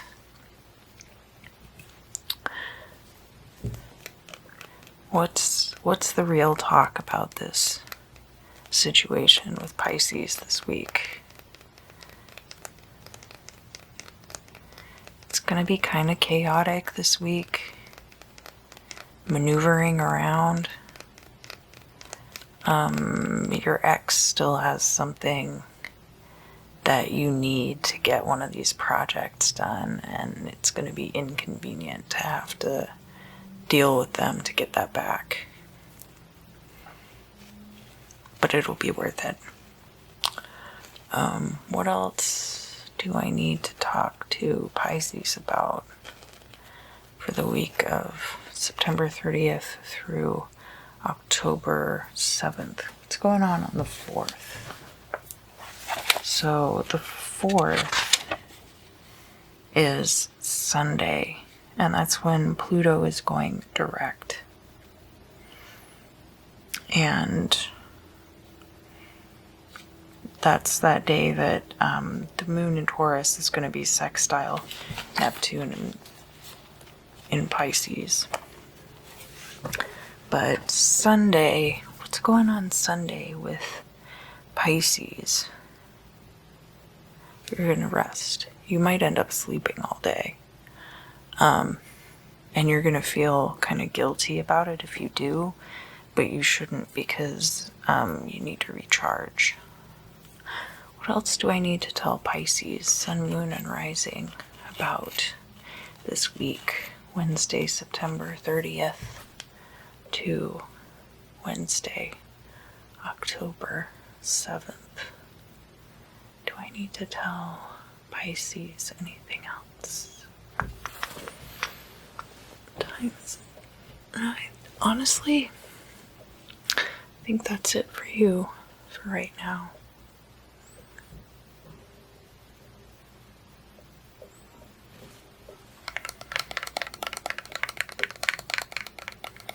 Thank you so much for joining me for these crystal scryings for the week of Wednesday, September 30th through October 7th. I want to remind you that I do currently do personal readings. You can order them through my website or through Etsy, and I have info about that in the description. I also have a Patreon service for monthly readings. If you enjoyed this video, I would really appreciate if you gave me a big thumbs up, maybe even a subscribe. Talk to me in the comments. I love hearing from you guys. I hope that you all have an awesome week. I do have a very ambitious video I'm working on right now for Golden Dawn tarot correspondences and the tarot card meetings. I know some of you like the longer format videos, and I'm going to be doing some shorter format videos as well, so stay tuned for those. And then of course I'll continue with the crystal scrying and the tarot videos. Always a pleasure to see you guys. If there's any junk that you don't want to take with you this week, just put it right here in the candle.